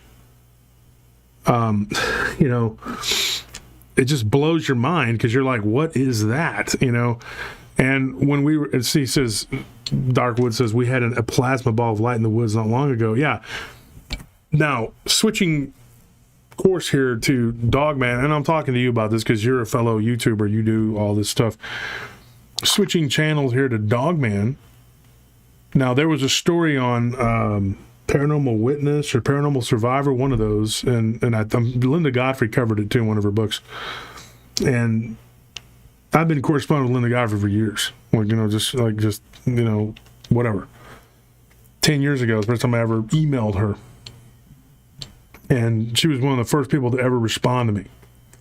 Linda Godfrey, she's an awesome lady. Yeah, she's in real bad health. Everybody just keep her in your prayers, your thoughts, please. Barton, I think, just talked to her yesterday. But I remember hearing about these balls of light from her, and she was like kind of apprehensive at first to try to really talk about that. But this has got to be something that, because those people, this happened up in Maine. The Palmyra, Maine incident. Yes, and you know what I'm talking about, yeah. And so these people, it started with a ball of light. And people don't want to talk about that. There's so many people who want to say, these things are like an evolutionary creature or whatever the heck. Say what you want, but why are there balls of light involved in these things? I mean, why are they involved? And there are people who claim the husband. If I recall correctly, the husband saw light out in the trees, and him and his son walked out there to see what it was. Yeah, and then the next day, a bunch of stuff happened. Now. Go to Hernandez. No, don't go to Hernandez because I can't even. I've been out there in the daytime with my nephews. That was bad enough. I don't want to be out there at night, and I'm not going to. I don't care what anybody says. I'm not. That's not cute to me. They're like, oh, boots on the ground. I don't want to be out there. I heard stuff. That's enough. I'm good. It's as close as I want to be to these things. I don't want to be out there. I don't care how tough everybody thinks they are, what kind of firepower you got. If it's a supernatural creature, you're not going to do anything to it. Yeah, and if they can, one thing, these things, you're taking your life into your own hands with that. Yeah, you're right. I mean, and I admire people's courage, but not to me. There's a thin line between courage and stupidity. So anyway, you go to Hernandez Ranch. The Hitchens that live next door, they have their ranch next door. It's like another, and his brother, who I think he is off, a little bit off. He'll admit it. I mean, he's done jail time. He's done some things. He's been, but he showed me, like orbs, like videos, like these, he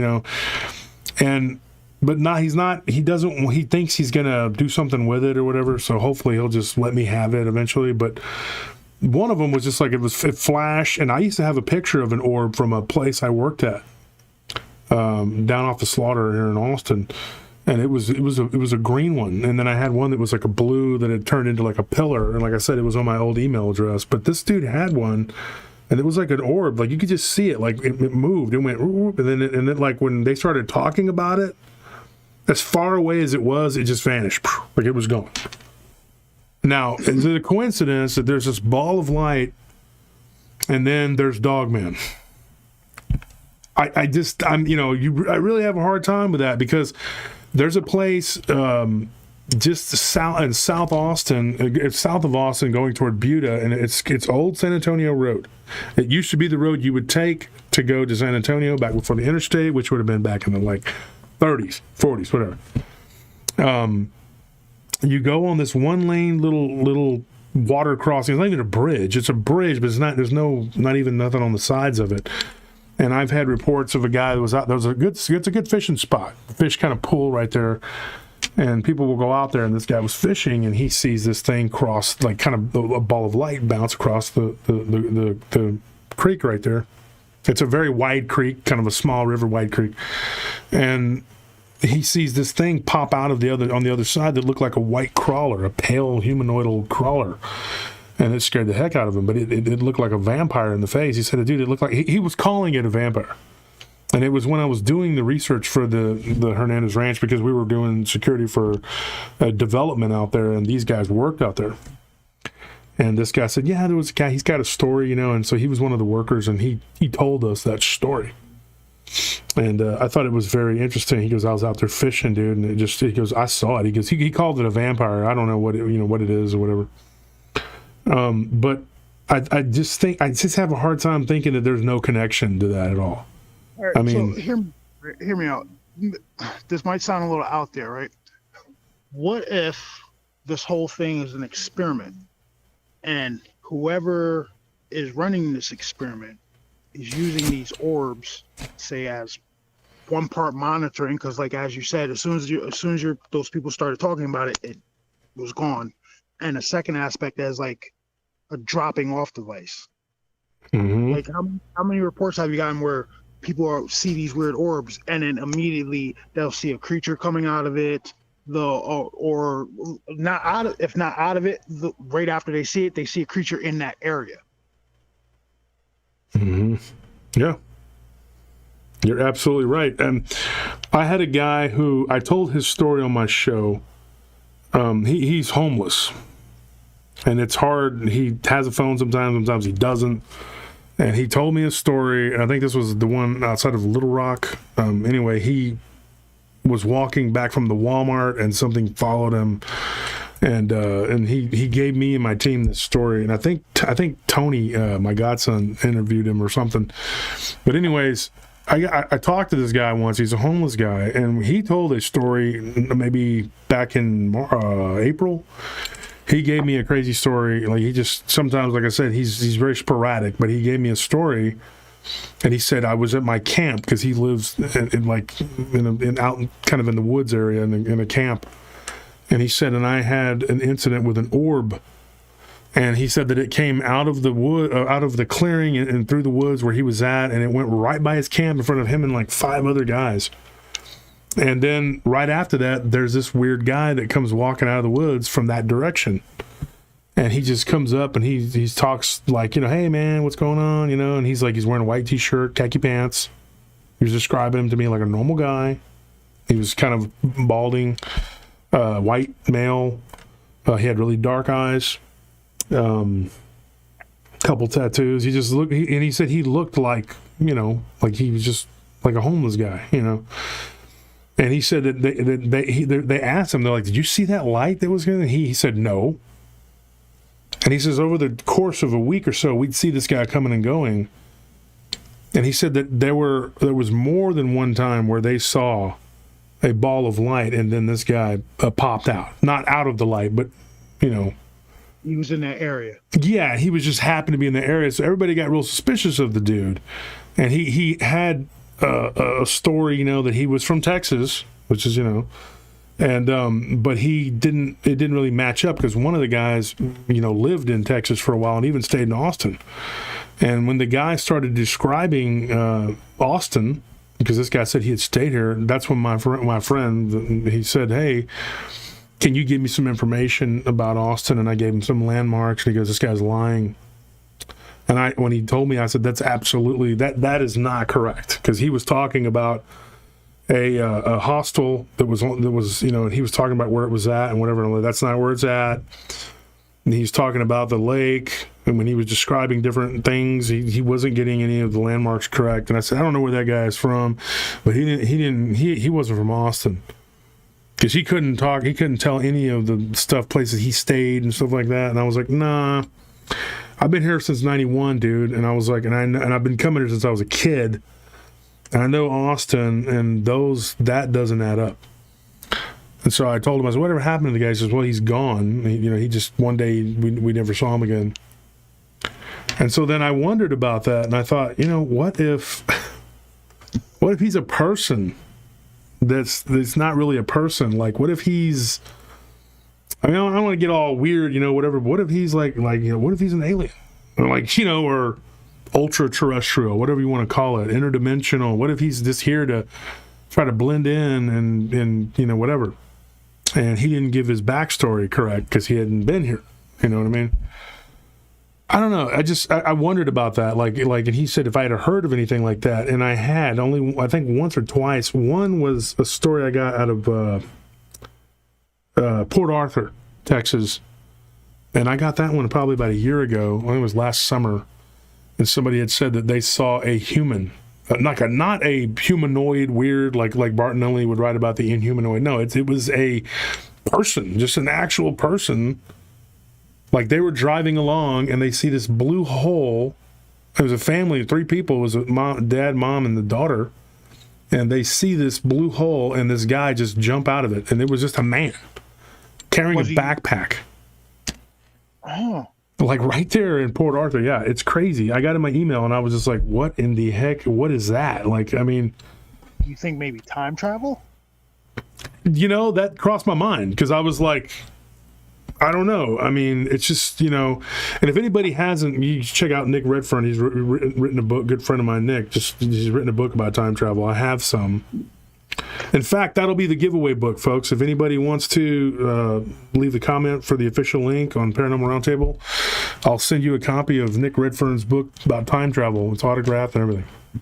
See, I love talking about this type of stuff. Like we just brought up time travel. I just remember this experience I had as a supervisor at UPS. There was this individual there, right? He was pretty good. He was a good loader, pretty quiet. He would sit there and watch stocks on his phone, right? Mm-hmm. And then one day out of the blue, he said, my experiment here is over. I'm done. And we didn't see him after that.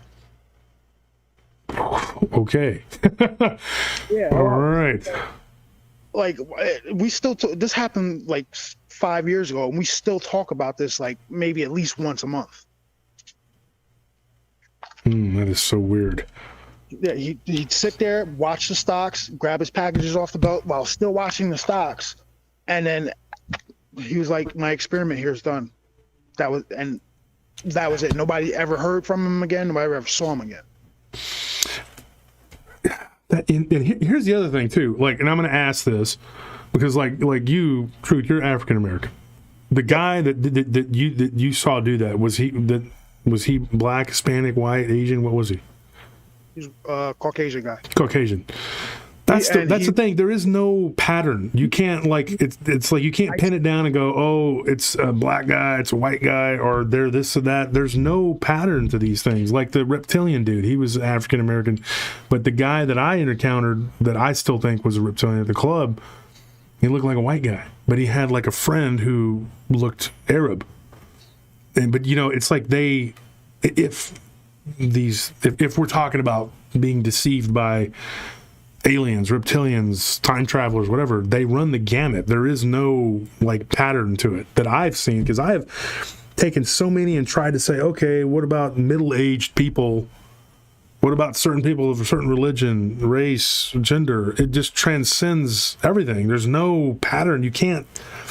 And as human beings, we like patterns. We like to find threads, and that you can. But when it comes to all this, it's like I can't put it together. Like your situation here, it is weird that I do know African American females that were overseas, and they were twins and they were abducted. But other than that, the other 2 sets of twins, one was Hispanic, one was white. There's no commonality. You know what I'm saying? I can't pin it down and say that any group of people are more prone to it or anything like that. I can't figure it out, dude. And even where you live, people say, I had somebody she was trying to convince me hardcore that if you live out in the country that you're more prone to being, and I said, no. I got people who live in apartment complexes and they will literally just come through the wall. There's an account of, I think he was a representative to the United Nations. He was traveling in New York with private security guards, and he witnessed a woman being levitated out of her house and up out of her apartment. It's like a 30-story building, lifted out of her apartment and up into a disc-shaped light that was there. That's a U.S. That's a UN ambassador. Look it up. You can find it. Wow. All over the internet. So the fact, there's no if, and, or buts about where you are if they're going to take you. If they want you, they're going to get you. Mm-hmm. Yeah, and that's it. There's nothing, and it just seems like there's nothing you can do. I had an ex-girlfriend who had a BB type thing that came out of her, and same thing. I mean, she believed that she had been abducted. And the odd thing was the abduction happened in Pennsylvania, which I know because me and Scorpion worked with a lady who had abduction experiences for years. And then when her family took a trip to the Poconos, she was introduced to the Reptilians. And I've talked about it on the show, God, it's a weird, I'm just... From where I'm standing right now, I'm like 20 minutes from the PA border. Oh, wow. Yeah. Yeah, that's as far as I've gone is Pennsylvania. And then like further northeast, I'm like, but I plan to someday get up there. If I ever get up into your neck of the woods, I'll look you up, man. We can go, look, I know a few good spots for UFO sightings and Bigfoot hunting. I'm okay. We'll just go like eat at a restaurant or something. We don't got to do all that and get crazy and stuff. We'll go eat at Bass. We'll go eat at Bass's restaurant. Oh, Bass has a restaurant? Well, he's He's one of the main cooks at a pizzeria up here. We'll go eat pizza with Bass, and then we'll talk about it. Because I mean, like I said, I'm going to the Bigfoot conference in Jefferson in October. I told Craig Boyder I would be there. I do want to go and check it out, hang out. I liked hanging out with him and everything. And I did agree to stay in a haunted hotel. Now, that's where you went. I was like, that's right, and that's stuff. Okay, but I was coming back from the beach about 2-3 years ago, and my wife, I promise you, I don't know if she still thinks I did it on purpose, but we stayed at the Emily Morgan, and I was like, what do we know about this hotel? But it was, in my defense, Anthony's the one that found it on what's that called, like Expedia, whatever. And he says, well, here they got a room here. It's right across from the Alamo. And, of course, I've been at the Alamo 1,000 times, but there's this entertainment district right there. San Antonio's cool, beautiful city. I love San Antonio. That's where my friend Ken lives, Ken Gerhardt. I like San Antonio. I got a lot of friends there. So I said, okay, we'll stay there. I've never given it a second thought. And then when I get there, I type in, Emily Morgan, and then it says USA Today polls second most haunted hotel in the entire country. Number one is the Stanley. So the Stanley is in we were just up there a couple years ago, Estes Park, Colorado, of course, and I'm just like, I had a chance to go up there, but I had to go visit my godchildren that lived in Boulder, so I went there instead. But I was like, look, I told my wife, I said, I did not do this on purpose. I did not try to book a room in a haunted hotel. But things happened. They did happen. Like, I was there watching TV, and I still remember what it was. I was watching reruns of the Chappelle Show, and we were laughing and everything. My wife drifted off to sleep, and then the water comes on. And this has happened to me before at Fort Brown, down in Brownsville. And I said, dude, what is it with these ghosts and the water? So I got up, I turned it off. I go to walk out of the room, and it's the sink, and I'm like, dude. And so I was like, I don't like addressing these things, but I was just like, can you not do this, please? And then at one point, my wife had gone downstairs, and it was her and Mushu, and Anthony, and they were downstairs, and I was up there by myself, and the TV just got real loud, and I was like, and then every time we would leave the room, when we would come back, the phone would be turned around or off the hook. It was weird, and I was like, what in the heck? Well, we found out that floor was the most haunted floor, and as a bonus, it was during the war, a civil war, whatever. There were people that were being shipped there, that were being treated. They housed a bunch of wounded people there. And I was like, oh, that's great. So how many people die there? Who knows? You know, it was a hospital, and then it went through a pandemic during the influenza. A bunch of people died. So you're just going like, you know, who knows how much, you know, is there?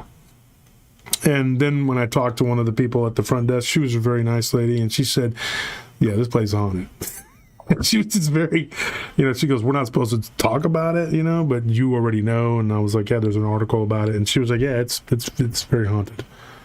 I know this is going to sound like I'm trying to add on and stuff, but Bass and I worked at a haunted hotel. Really? Where at? Right here in my hometown, Kutcher's Country Club. It used to be a huge, big. It's like it used to be a Jewish hotel, but like in the 40s, 50s, 60s. It's actually where they filmed Dirty Dancing. Oh wow! Yeah, Wilt Chamberlain. Wilt Chamberlain was actually a bellhop here. Wilt the Still? Yep. Oh my gosh! So, now, we worked at this hotel for years. I'm not really familiar with like Jewish superstitions, but they put a string all the way around the building, and that was supposed to keep out evil spirits. So they eventually sold off the hotel, and they started like demolishing everything. And before they started doing that, Bass, I, and a few people were like cleaning out stuff, and there'd be nobody in the hotel, nobody in the building, but you would smell like old women perfume. You would hear footsteps like on the floors above you, hear keys like jingling and stuff like that. It's super creepy, especially when you know there's only like 4 of you in the hotel. Yeah, that is creepy. I've worked in a couple that were done security at, and I stayed at this. It was this one Staybridge in Round Rock, and when everybody was afraid of this one level. And I had to work it every now and then, probably about once a week, you know, because I had a guy that was on a schedule, and he had to be off 2 days a week. So one day Anthony would work it, I'd work it for his days off. And you had to do it around once an hour. It was a very easy post, very easy. And it was pretty cool. It was cush. They gave you snacks and everything. But this one floor, when I would walk on that floor, and when they began to remodel, I don't care what anybody says, that is what does wake these things up. Because when they were remodeling it, dude, I walked into one of those rooms because the door was open. And I was like, why is the door open to this room? And it was one of those that was connected to another room. And I heard a cough coming from the connected room. And I'm like, oh, there's somebody in here. And I'm like, excuse me. And so I went to walk, and there was nobody there. And when I walked in, the door to the other room closed. So I just quickly walked out the front door of that room I just entered and walked back out. And I told the front desk lady, I said, look, I'm not feeling it, man. I'm just going to walk up there and look and then come back down. And she's like, you and every other guard that's been up here, and every, you know, and then because that whole floor was shut down. And I just kept hearing weird like noises and stuff, like somebody would be sliding against the wall or something, you know, and I don't know. And I know what you're talking about, that the older women, that perfume's from the old time. It's like rose water. Yep. Yeah, and then they would wear like a lavender, because there wasn't a whole lot to choose from back in, you know, but I have a friend who's Jewish. He's from Israel, and we were talking the other day. He actually has a store, and we were talking, and he was talking about the Dybbuk. I mean, he's terrified of it. I mean, he's just absolutely terrified of the Dybbuk. That's a Jewish demon, like a spirit. We're not going to get into that because I know you don't like those, but the Dybbuk boxes are one of the reasons why I don't mess with that stuff. Yeah, and it's a real thing. It's absolutely a real thing. Every culture has these weird, beliefs and weird, and there's reasons for it. I mean, there is absolutely reasons for why people believe the way they do, because they have experience with those types of things, But Truth, it was great having you on. Everybody, tell everybody where they can find you. I'm on YouTube. Just go on search bar and type in "and impromptu truth." Yeah. Can I do a little promote for tomorrow night's interview? No, hell no. I don't want you doing that crap on my man. Get out of here with that. Now go ahead. Yeah. I'm messing with you, Truth. Tomorrow night, I'm bringing on a friend of mine. I've known this guy since middle school. He hit me up the other day and started talking and was telling me about this sleep paralysis incident he had. And there was an entity standing in his dining room. Well, at first I thought it was a Dogman, but now I have a completely different opinion. So tomorrow night at 9:30 Eastern, I'm bringing him on the show. So it'll be me on the panel, Bass on the panel, Rothian Fairmoon, and Vault Keeper. And we'll be interviewing the friend of mine. And this will be the first time this story's been told. Like, he never told, it happened to him 10 years ago. He never told anybody about it because he thought he was crazy.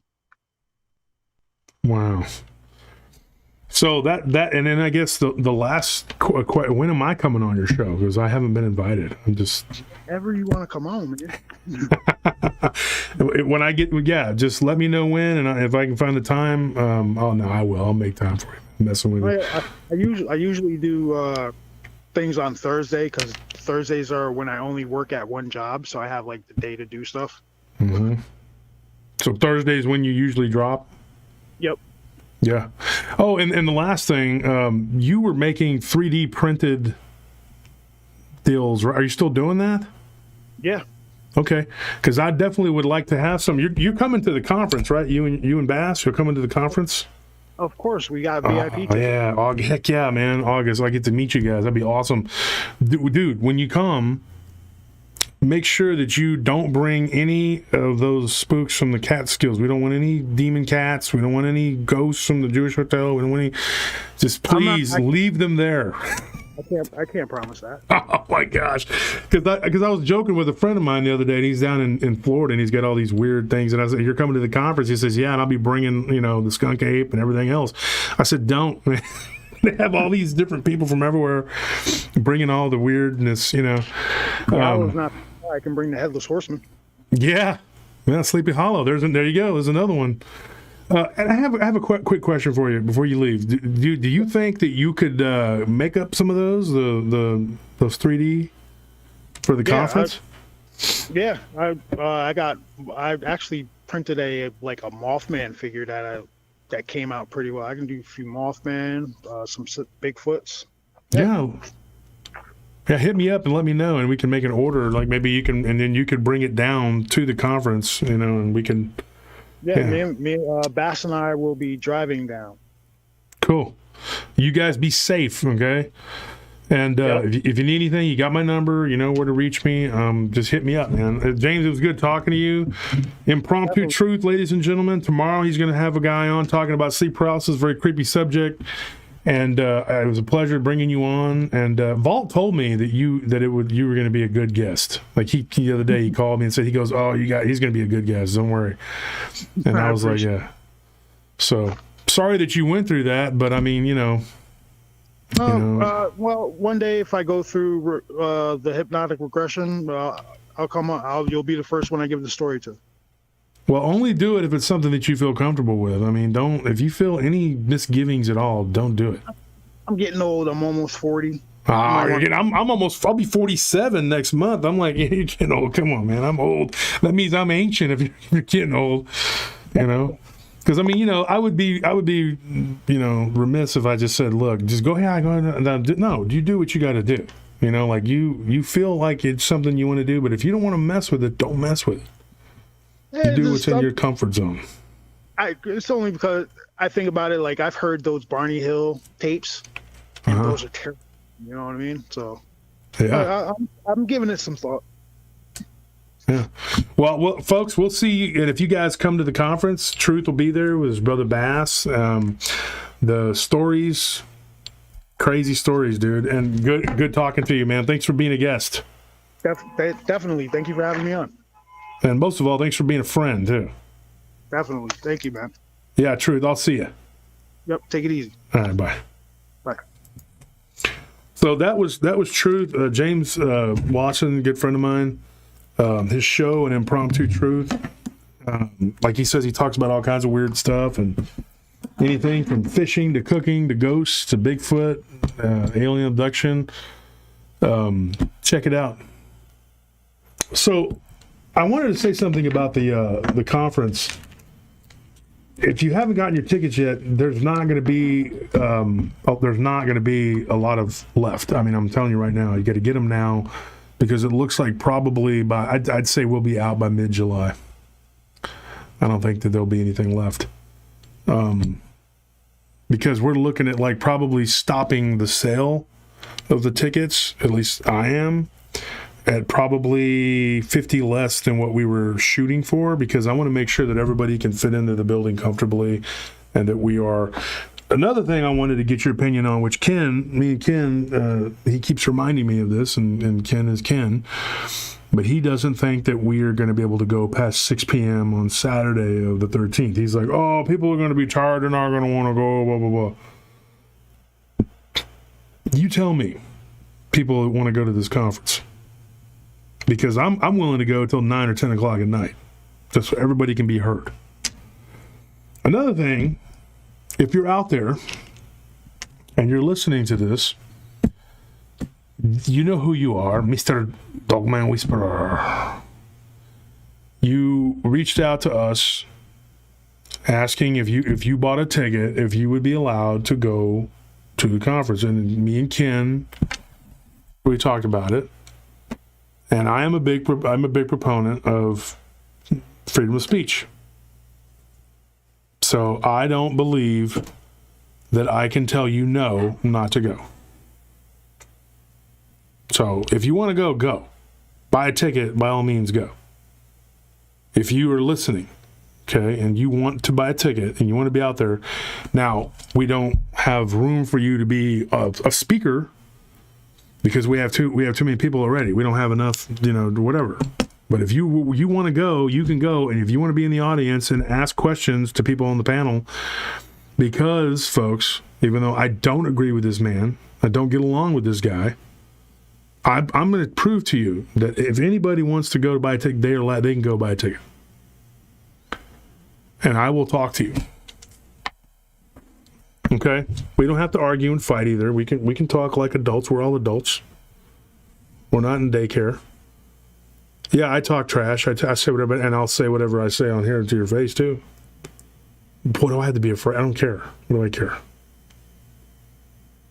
But if you want to show up, and as long as you're not there to just start crap, because then you're just going to get booted, and you just want to come and be a part of the discussion and take part in the niceties or whatever, yeah, go ahead, come.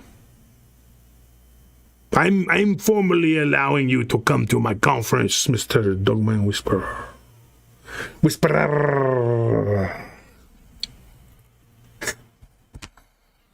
There's been a lot of things said between me and him. So what? I got a thick skin. I don't care. Me and my friends used to rail on each other all day long, talk all kinds of crap. I used to have my one friend, I used to call him Piranha Mouth. His teeth were all messed up. They call me Big Fat Head. Campbell Soup is good food head. Who cares? And we can't take whatever, put it aside, because these conferences are about bringing people together. And it's about differing opinions and differing views. And if we say, hey, I only want the one guy's opinion, I don't want this other guy here to talk. Hey, be quiet. Then I'm censoring that person. And there are a lot of people who have expressed that they don't like this individual. People in my inner circle don't like him. But I'm not going to censor you and tell you can't go. That would be completely the opposite of what I pride myself on, right, honey? She shook her head yes.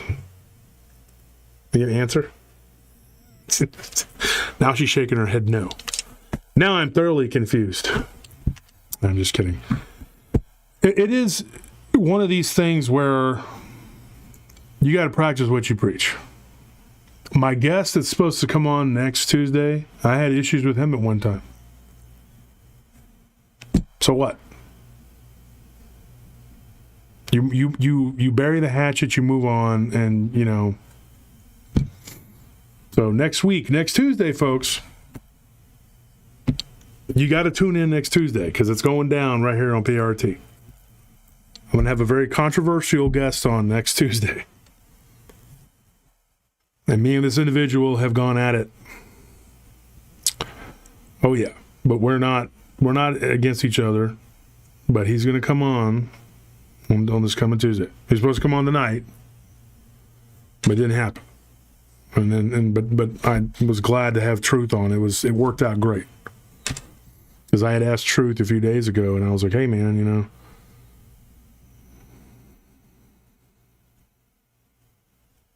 And then, what was I going to say? Yeah, there's going to be another person that I'm going to have hopefully come on that is going to, if they agree. You know, if you look at the situation like with Marvin Allen, and Marvin, if you're out there, if you're listening, I'd like to have you on as a guest too. Extending the invitation. Me and Marvin have been friends for a while. We're not enemies. We went at it viciously. You know, he thought he was right. I thought I was right. But Marvin was a man, and he admitted that he made mistakes, and we know why. So, you know, if you've got some information you want to talk, you want to come on, you know, I welcome it. I just, you know, I always tell people I may not be a good man, like as in, you know, the sense of like, oh, I'm not a preacher, you know, whatever, but I'm a fair man. And I try to do what's fair, what's right. And if I don't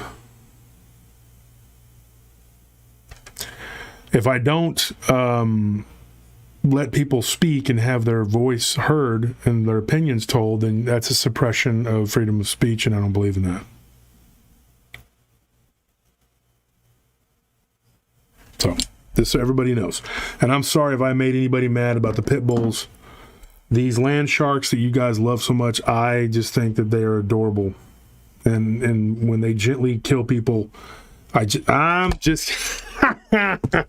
I'm trolling y'all. I'm messing with y'all, fool. I'm messing with y'all. All right? I totally condone having this weapon. I mean, this dog. And I do agree with a lot of people that say, hey, it is the owner. I do. It is 90%, dude. I mean, absolutely. If you can't handle a breed like that, you shouldn't have it. Just the way it is, dude. You know? But each and every one of you that show up at the conference, you're going to leave with something. I'm going to give you something. Whether it's a black eye, something busted lip, I'm just joking, folks. Please don't come up there with the boxing gloves. I got some for you already, don't worry. I apologize because I'm feeling faint, bro.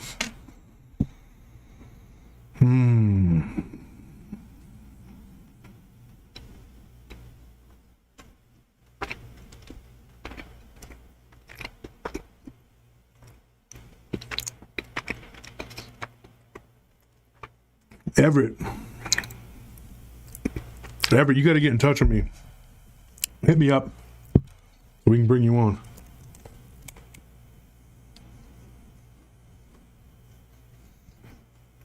This person says, I used to own dogs, now I hate them and owners. Whoa. Whoa. Woo! Had to get all Ric Flair on me there.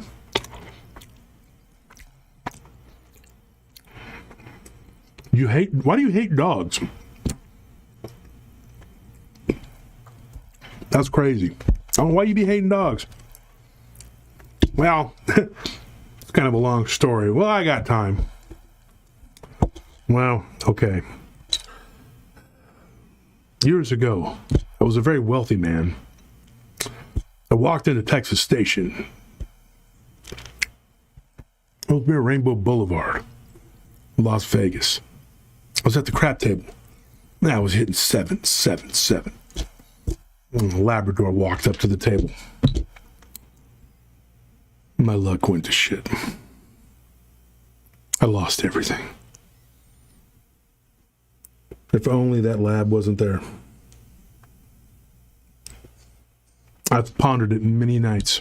Why? Why my crap table? Why did that Labrador have to come and sit there at my table? I lost $32,000 that night. Then later on, my friend told me we were never at the crap table. I was actually on white blotter acid and that there was no Labrador.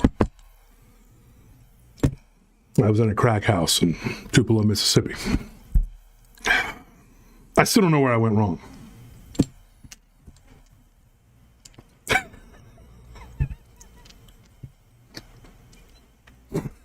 Come on. Come on, honey.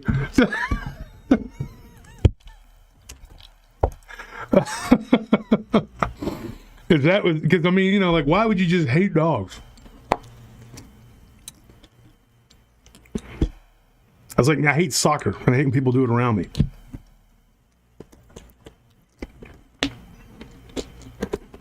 And my wife wants to go see this new soccer team we have. They're actually in third place. They're not bad. They're actually a pretty good team. But not real into it.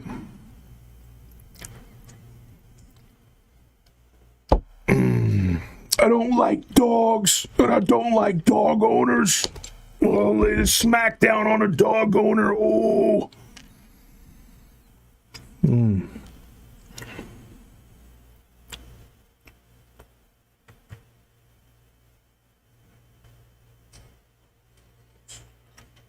Loud and obnoxious, and the owners don't know how to control. Well, Jane, yeah, that can be true, but you can't hate all dogs. Have you not seen the documentary "All Dogs Go to Heaven"? It's a very famous film. I mean, I think it was made by what was that guy's name? It wasn't Don Bluth. It was Hunter Thompson. He made a documentary called "All Dogs Go to Heaven." You never seen it? Jessica Tandy was in it. What's her name? The other Jessica Houston, Angelica Houston, whatever. I don't know. You never saw that documentary? It was made in a cartoon form, and I don't remember most of it. I'll be real honest, because once again, white blotter was involved. So I'm not real sure if I remember it correctly, if it was a documentary or if it was like a foreign film, because I was in the spirit world. I vaguely remember these actors talking to me, coming out of the TV, and explaining to me that all dogs go to heaven, but only when they're cartoons. That's the only reason I could see that you don't like dogs, is if, like, you're just like, you know, dogs are great. I love dogs. And McGruff, look, McGruff the crime dog. McGruff the crime dog. You never heard of him? What about Paws Patrol? What's it called? Paw Patrol? I don't know. I don't know nothing about all this stuff. I'm not into pop culture. I used to win at that game. What was it called? Trivial Pursuit? I'd be just smoking people. I mean, brutal. History, science, whatever. Boom, boom, boom. And then they come to the pop culture, and I'm like, I got nothing. I'm going to tell you a funny story, folks. This is crazy, and I promise you, this is the absolute truth. My friend R. Ash, I've told this Dogman story before. And in fact, some guy wrote a book and had an entire chapter about me that my wife read to me last night or night before. I'm absolutely flattered, but everything he said in there was wrong. And he even got my friend's story wrong. My friend was like, it was like that, what's it called? What do we do in the shadows?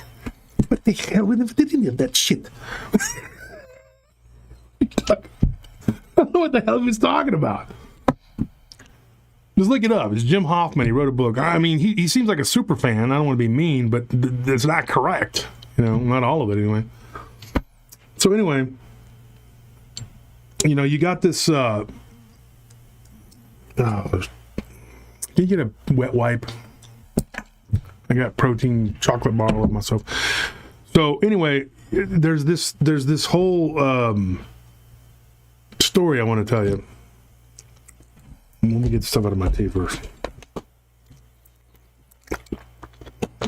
I used to be a gym rat. I mean, I'm talking like I used to go up there 11 o'clock at night, and I'd leave at 1.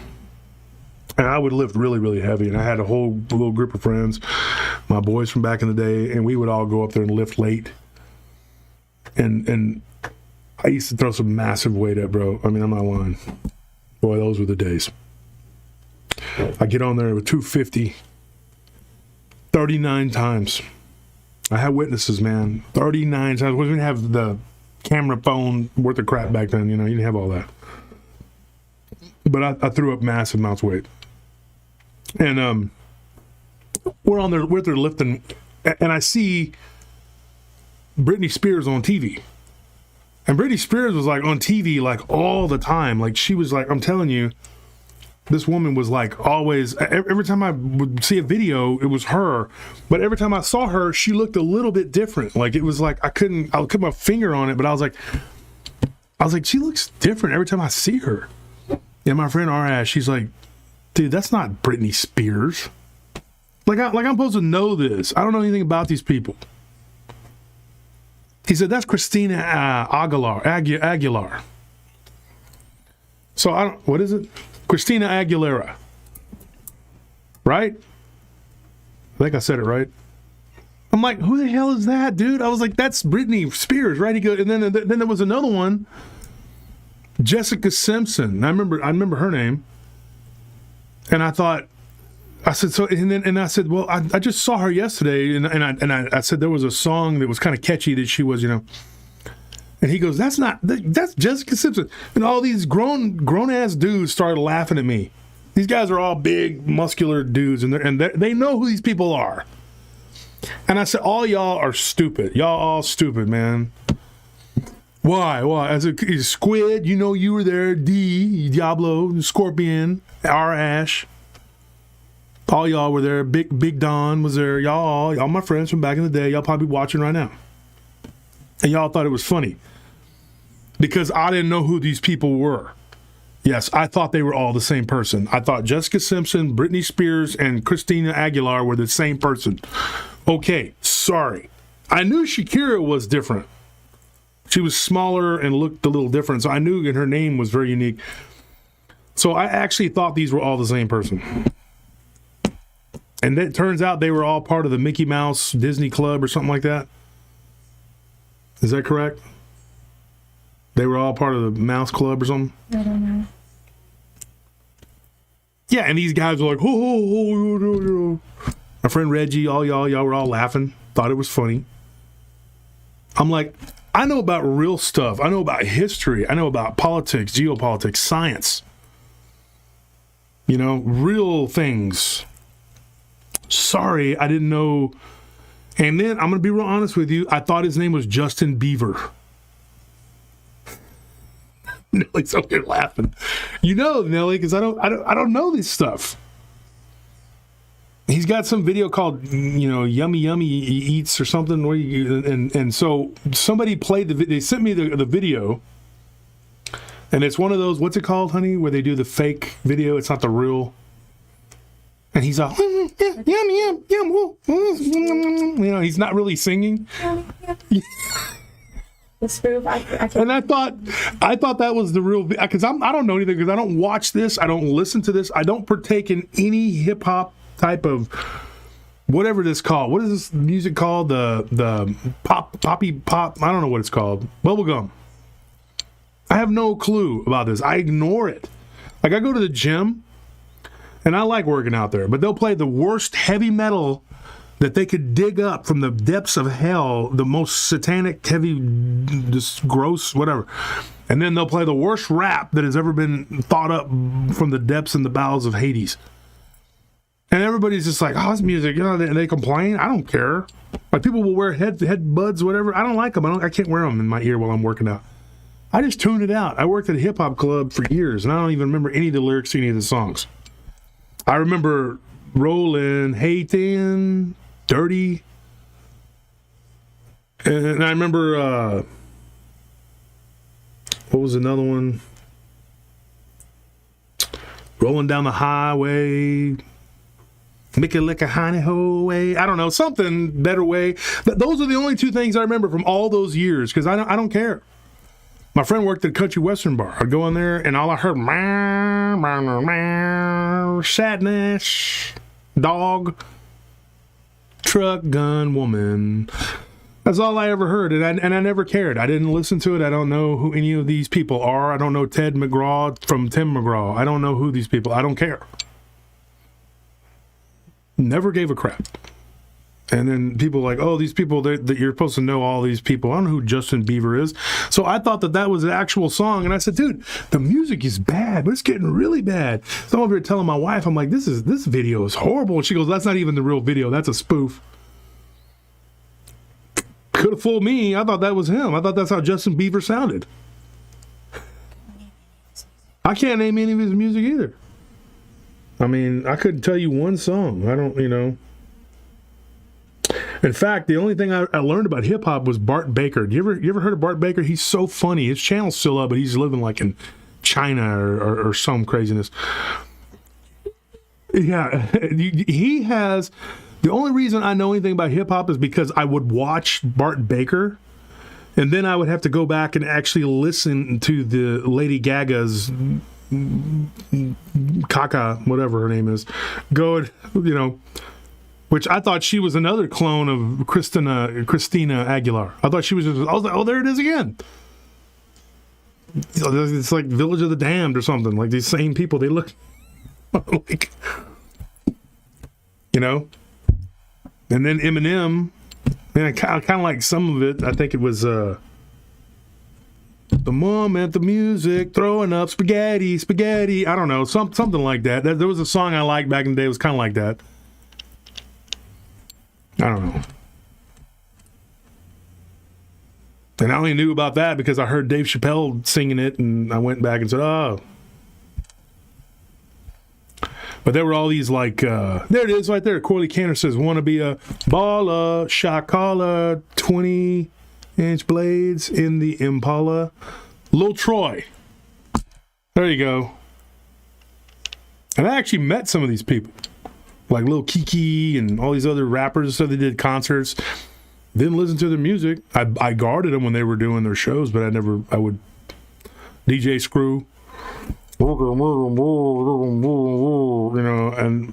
I think I offended him one time. I said, dude, I got a song. It's about Toblerone.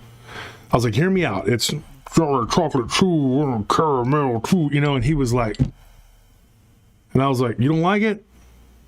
Okay, well, I just thought I'd throw it out there. I mean, it's up to you. You can.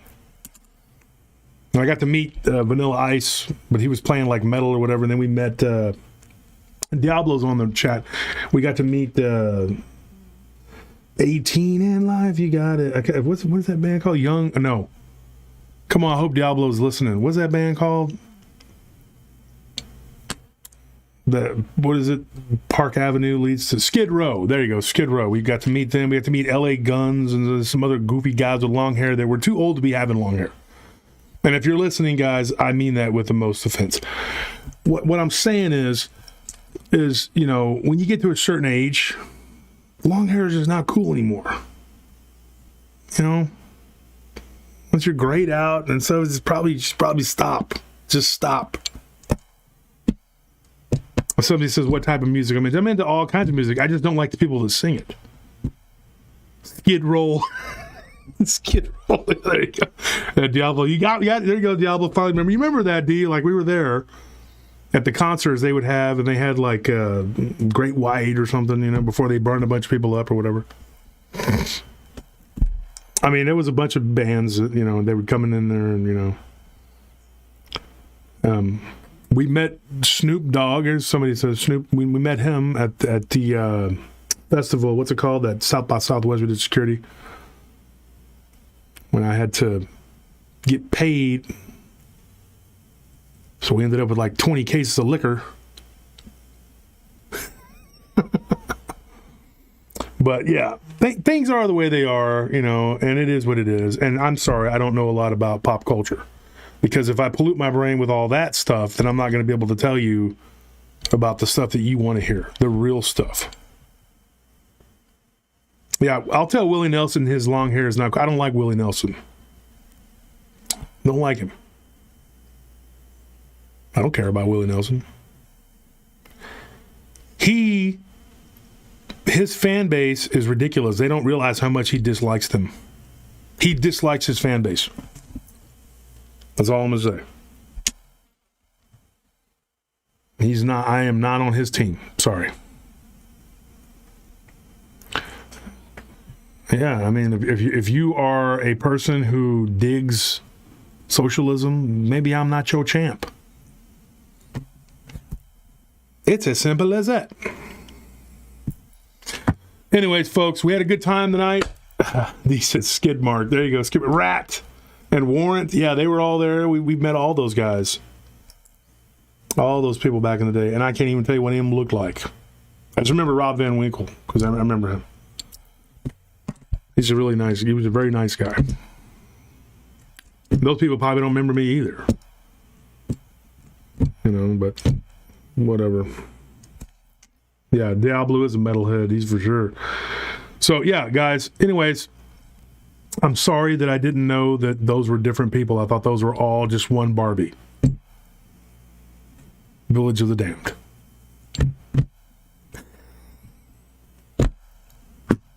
I'm sorry. I mean, it's true, though. Like, you know.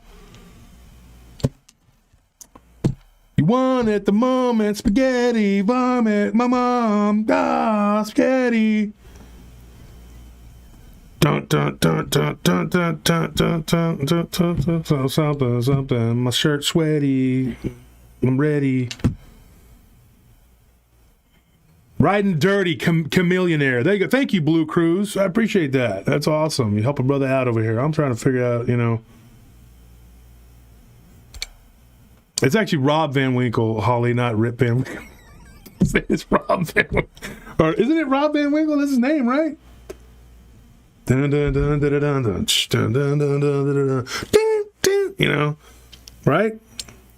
Stop, collaborate, and listen. Round Table's back with a brand new guest and something holds me tightly, something daily, nightly. Will it ever stop? We hope so. But look out, you know, because sometimes it blows. All right, guys. All right, I'm out of here, bro. I'll see ya. We'll do the dramatic eyeglass removal. Oh, my God. If we give these aliens a cold,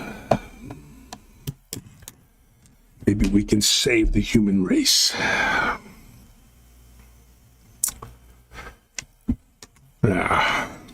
What do we do? This tastes like wax. Anyways, we'll see ya.